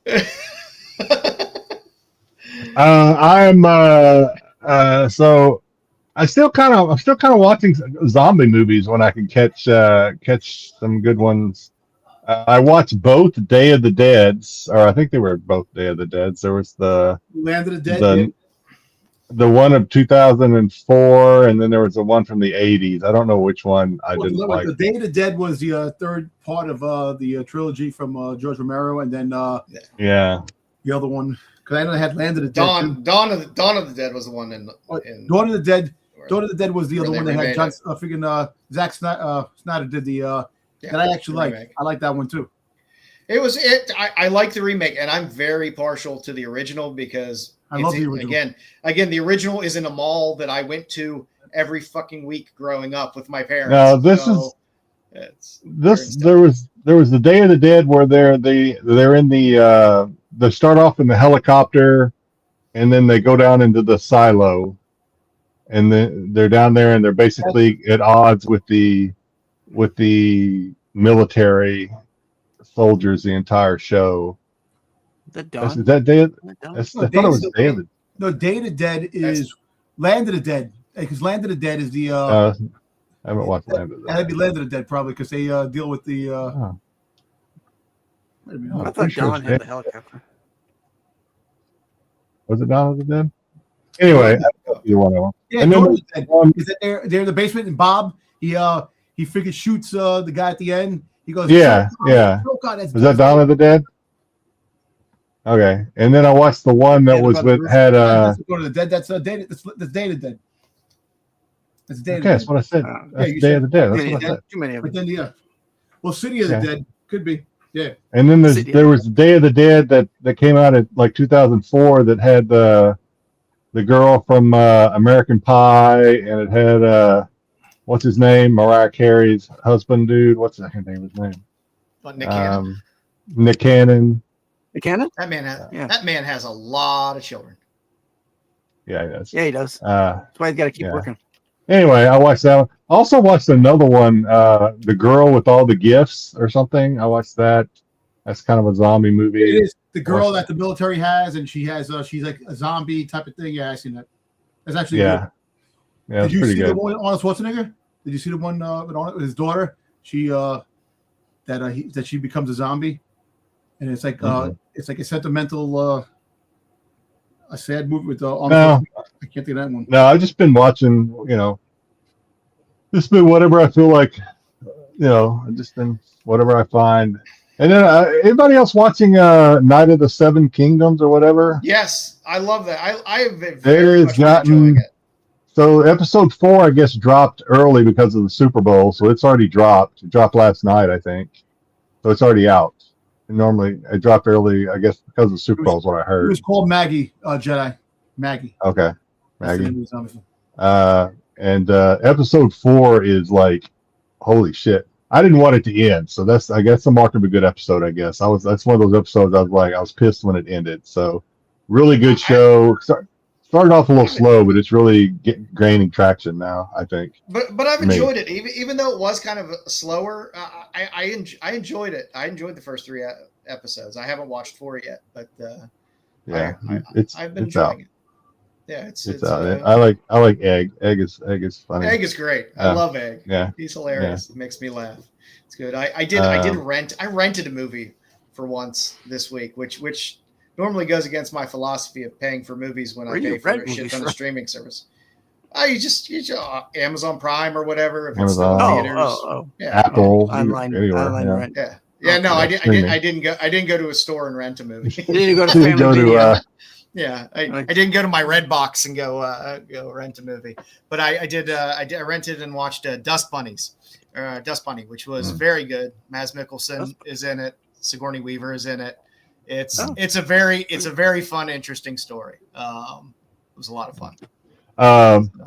Cool facts. Shrinking, the new season of Shrinking is out on Apple too. If you're watching that, I like this. It's the last season. It's the last season. Is it the last? It's the final season. I don't know. Yeah. I was surprised. I didn't know it had already dropped. The new season had started, but I really enjoyed that one. I have not watched Wonder Man yet at all, so maybe I'll do that this weekend. I watched the whole thing. I enjoyed it. I'll say the same thing I kept saying about it. I wish Marvel would just do more self-contained little things like that. I agree. That can be in the same universe, but be some little self-contained story that doesn't have to always. Everything doesn't have to end like we need another season. Because I'd be happy if I get no more Wonder Man. I'm okay with that. I enjoyed what I got, but I watched the season finale of Fallout with my son because that's who I watch it with, and there was a whole lot of. I'm still a couple episodes behind. If you're a Fallout fan, if you play the game. Yeah, my son, I take cues from him. Anytime he's like, I'm like, oh boy, there's an Easter egg. Something happened. Something just happened that's from the game. And so there was a couple of those in the season finale. So if you haven't watched it, I guess if you're a fan of the game, you're in for some good time, I guess. It's about time. New season of Monarch. Yeah, Monarch's coming out. Yep. Thank God. Doesn't it feel like it's been forever? I can't even remember what the last one ended. Yeah, it's been a while. Seems like it's been a while. Yeah, I need to go back and rewatch season 1 because that's how I have it all around. Yeah, exactly what it looks like. When there's that long in between, that's how long it lasts. Yeah, that's it. It's over. It's done. When there's that much of a gap in between seasons, I have to go back and rewatch the season again because I can't remember shit anymore. If you're gonna give me 2 years in between seasons, there's too much shit out there. My brain can only hold so much. But I am excited about that because I liked Monarch better than the Godzilla movies. Well, part 2 is supposed to be heavily with King Kong. It's going to be more with King Kong, and they introduced an octopus kaiju that's going to be big in it or something like that. Oh, giant squid. 1,000 blows. Okay. I know the movie. But, I'll have to check it out. Yeah, there hasn't been much else out there that's really caught my fancy too much. Oh, I was going to ask you, have you, because I know you watched it, and it's one of those shows I have not been able to make myself start watching it yet. Have you been watching School Spirit? Because it started, I guess, new season. I haven't been able to make myself do it yet. Is it any good? Should I? It's the same. There's a certain like CW level of schlock. But I can't help myself. I enjoy it. I've watched the whole series so far. Yeah. So I watched the first 3 or 4 that were up there so far, and I'm like, I'll be watching this now. It's not something that I'm like, I'll forget about it for a couple weeks and then I'll go back to it. But I will finish it. It's a little twist. There's a little twist this season, so it's still not bad. But other than that, like I said, on the list, there's not too much else out there. I'm sure something has to be coming soon. We're supposed to 2026 is supposed to be a year of blockbusters. You're not enjoying Will Trent. Oh geez. Well, I listen. I am watching it, Jedi. I am watching it. I am too. I'm watching it with my wife. I will say this season far better than last season. I love the first season. The second like the pregnant season, Maggie or whatever her name is. Oh man, she talk about a girl that fell apart after Swim Fan. Yeah. At least she's still working. That's good for her. The hairy armpit scene just did not do it for me. Okay. You caught that too. I didn't know if that was. I don't miss that kind of shit. I called that out to my wife. I was like, "Has she got a hairy pit?" Is that like? I mean, I know she's pregnant, but I pointed it out to my wife as well. I was like, "Oh." I know she's like really, really pregnant right now, but I mean, come on, you gotta groom them tits down a little bit. You don't gotta bend over for that. Yeah. But Will Trent, like I said, first season I really enjoyed. I was like, oh, this is kind of fun. Second season, I was like, my God, did this show fall off a cliff? And the third season, I'm like, oh, okay, it's okay. It's back to at least being watchable. But I have problems with a lot of those shows like that. What was that? Oh shit! What was that show that was on Peacock with the with the girl that can tell when somebody's lying? Oh God! I stopped watching that. One. The first season of that was so fucking good, and I really loved the first season. And God, I thought the second season was Poker Face. Poker Face. And I thought the second season was just so shitty. I was like, this is just fucking awful. What happened? I couldn't even finish the second season. I was just like, I stopped watching it too. I was like, this is just. No, she's a good actress, but she sounds like she smokes 10 packs of cigarettes a day. Yeah. And I like her as an actress, but it just lost focus. I guess the only other, I'll call it a wife watch that me and the wife watch. High Potential. There's a high Potential. We'll watch that with what show? It's the girl. It's got the girl from Always Sunny in Philadelphia. I forget her name. Oh, that's a remake of a Spanish show. Yeah, it's a remake of it was a Spanish. I know it was some European show that they did a remake of. Yeah, I can't watch her and not think Sweet D. It's too hard for me to take her seriously. She's I was commenting. I was commenting to my wife. Actually, we were catching up on it last night from the recordings. I was like, she's actually kind of annoying in this new series. She wasn't so annoying in season 1 and I think season 1 or 2 or however many seasons. She's actually a little annoying in this season, but I don't know. One of those, there's not a whole lot of shows that me and the wife can watch together. I did watch Seven Dials, the Agatha Christie movie on Netflix, which was decent. I guess was it a series? I don't know. I watched it all straight through, so I can never remember whether things are movies or series anymore when I watch them straight through. But that was decent. I think it was limited series. It was 4 episodes. That was decent. It was a decent story. Dom, did you like The Wrecking Crew? Did you watch it? No, I didn't watch it yet.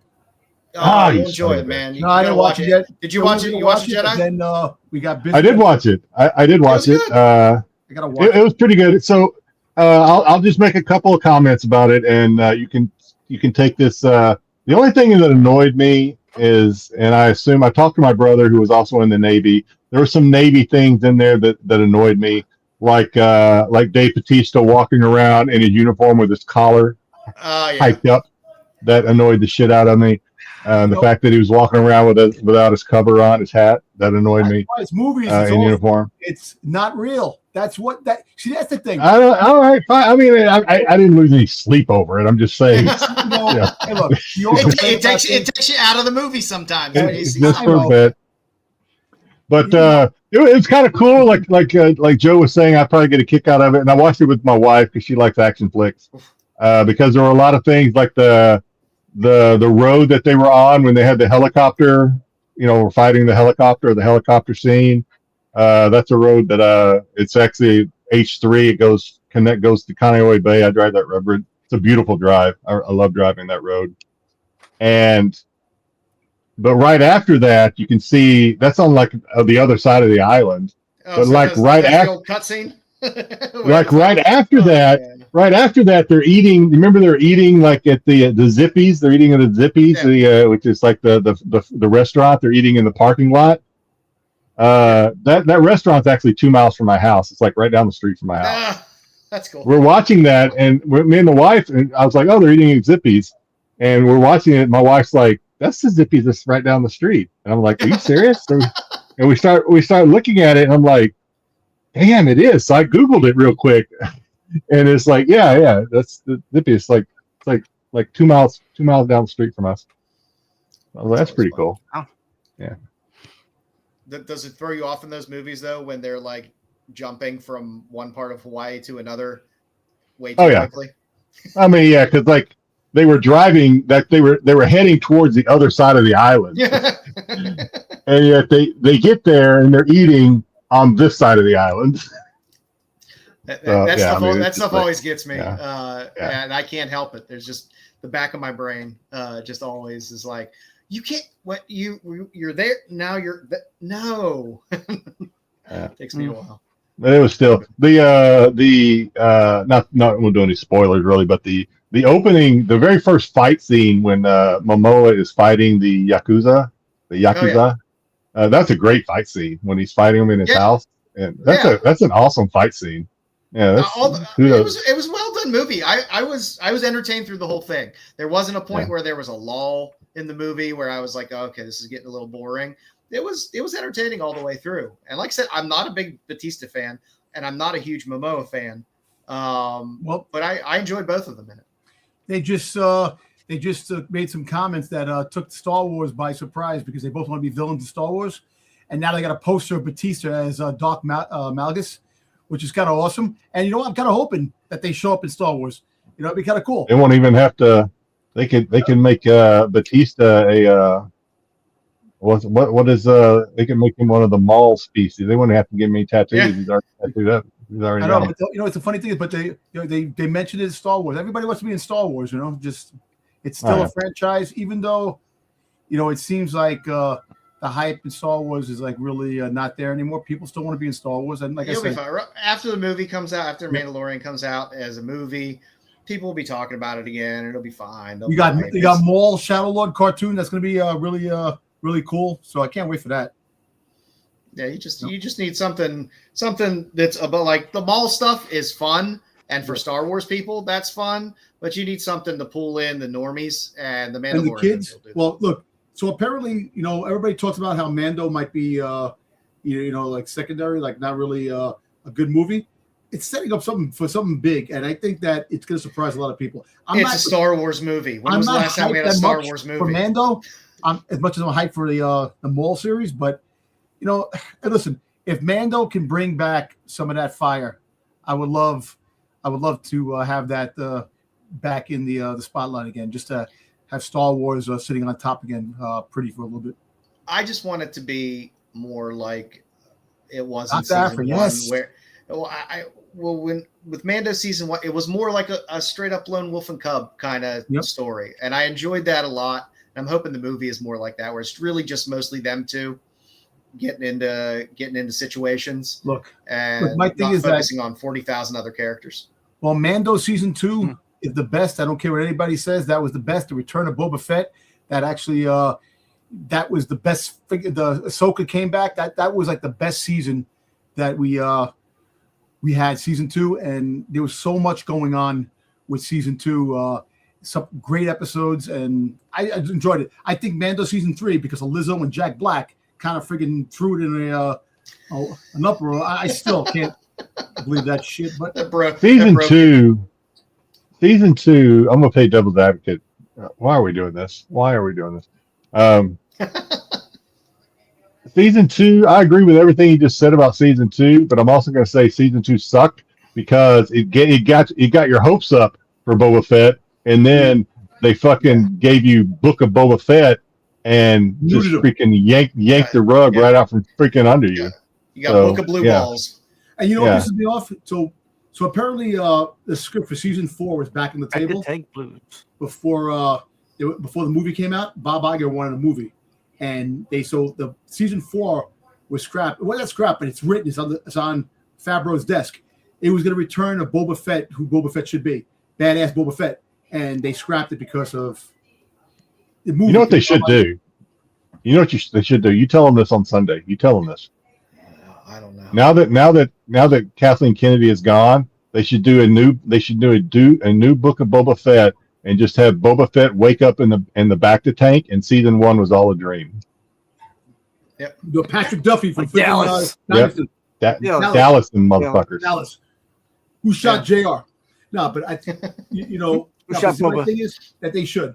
Hey, look, we'll see what happens. Look, I'm hyped for season 2 of Ahsoka too, because Boba Fett's in the Wrecking Crew, by the way. Well, I know he is. I know.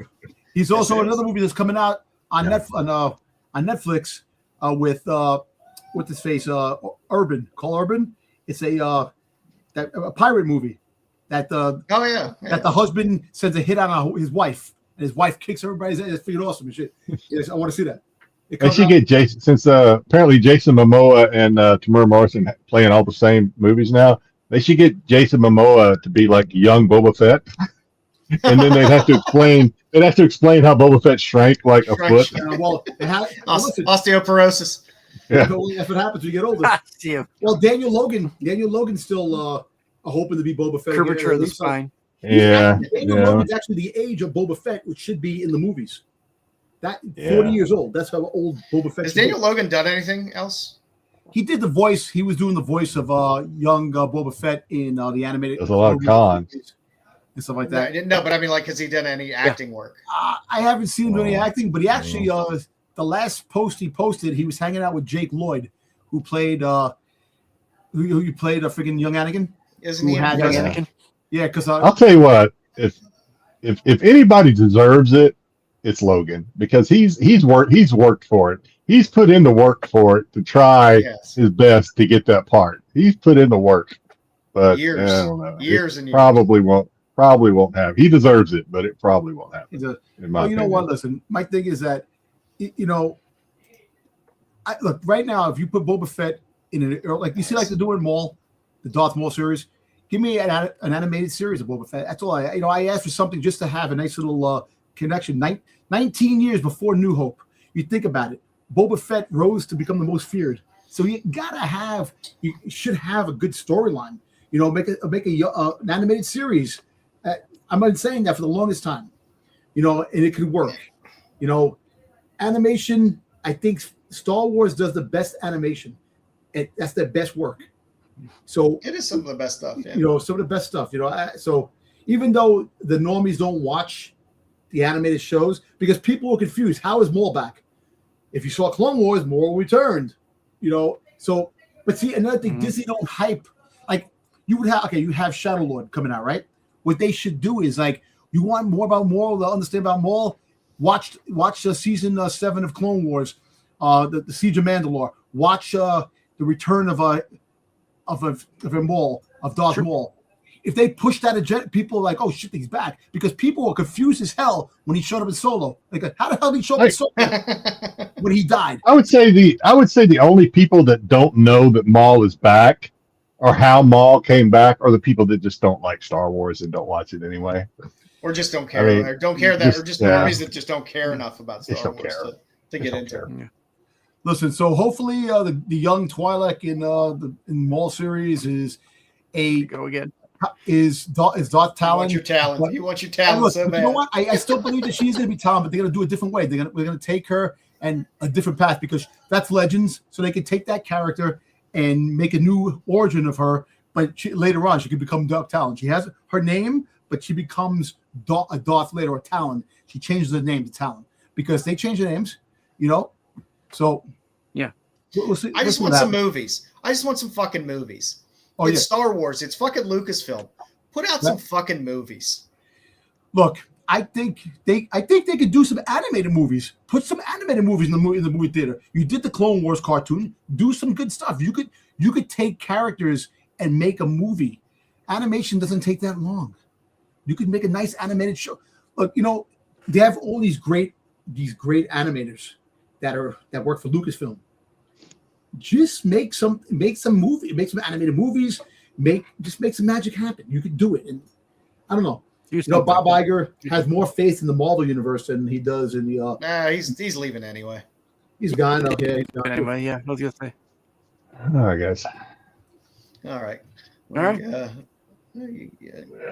2 hours. That's a nice round. That's a nice place to call it. Yes, definitely. If you haven't subbed up yet, please sub up over at Rennavision, where Pete has tons of amazing short recorded videos that come out all the time, which have fantastic information in them.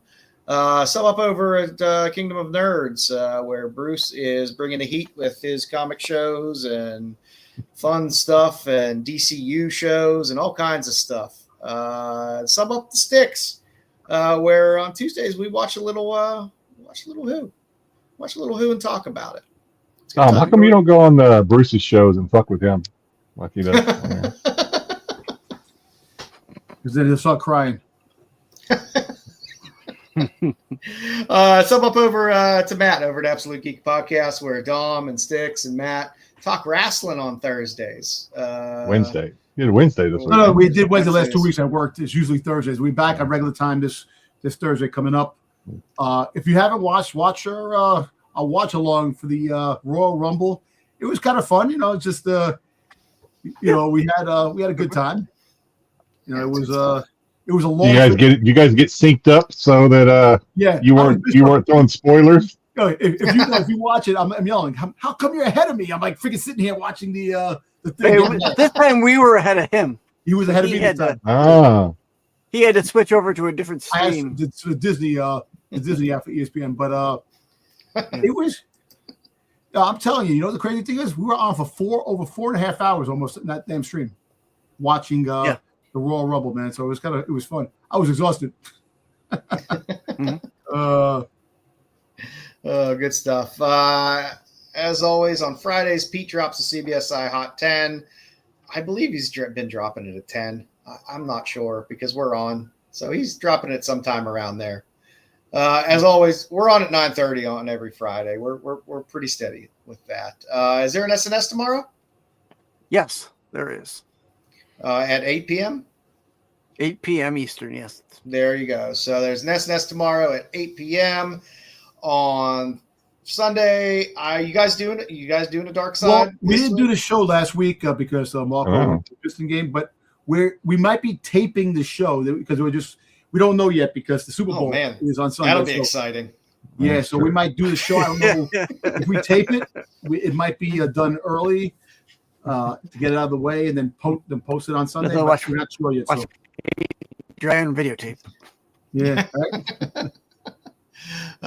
And as always on Wednesdays, you can watch Bruce and Dub Marco on the TAC show for all of your non-titty related comic news and information.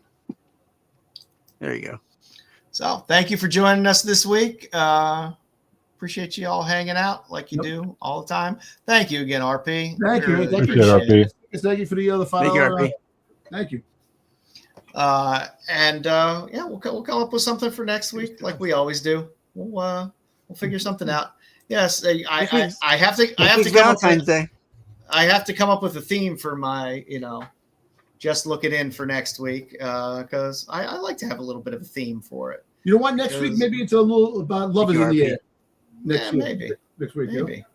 Maybe a little dirty love. Maybe a little dirty love next week. We'll see. We'll see what we got. Earlobes. Until then, some dirty pillows. Take care, everybody. Have a good weekend. The qualified.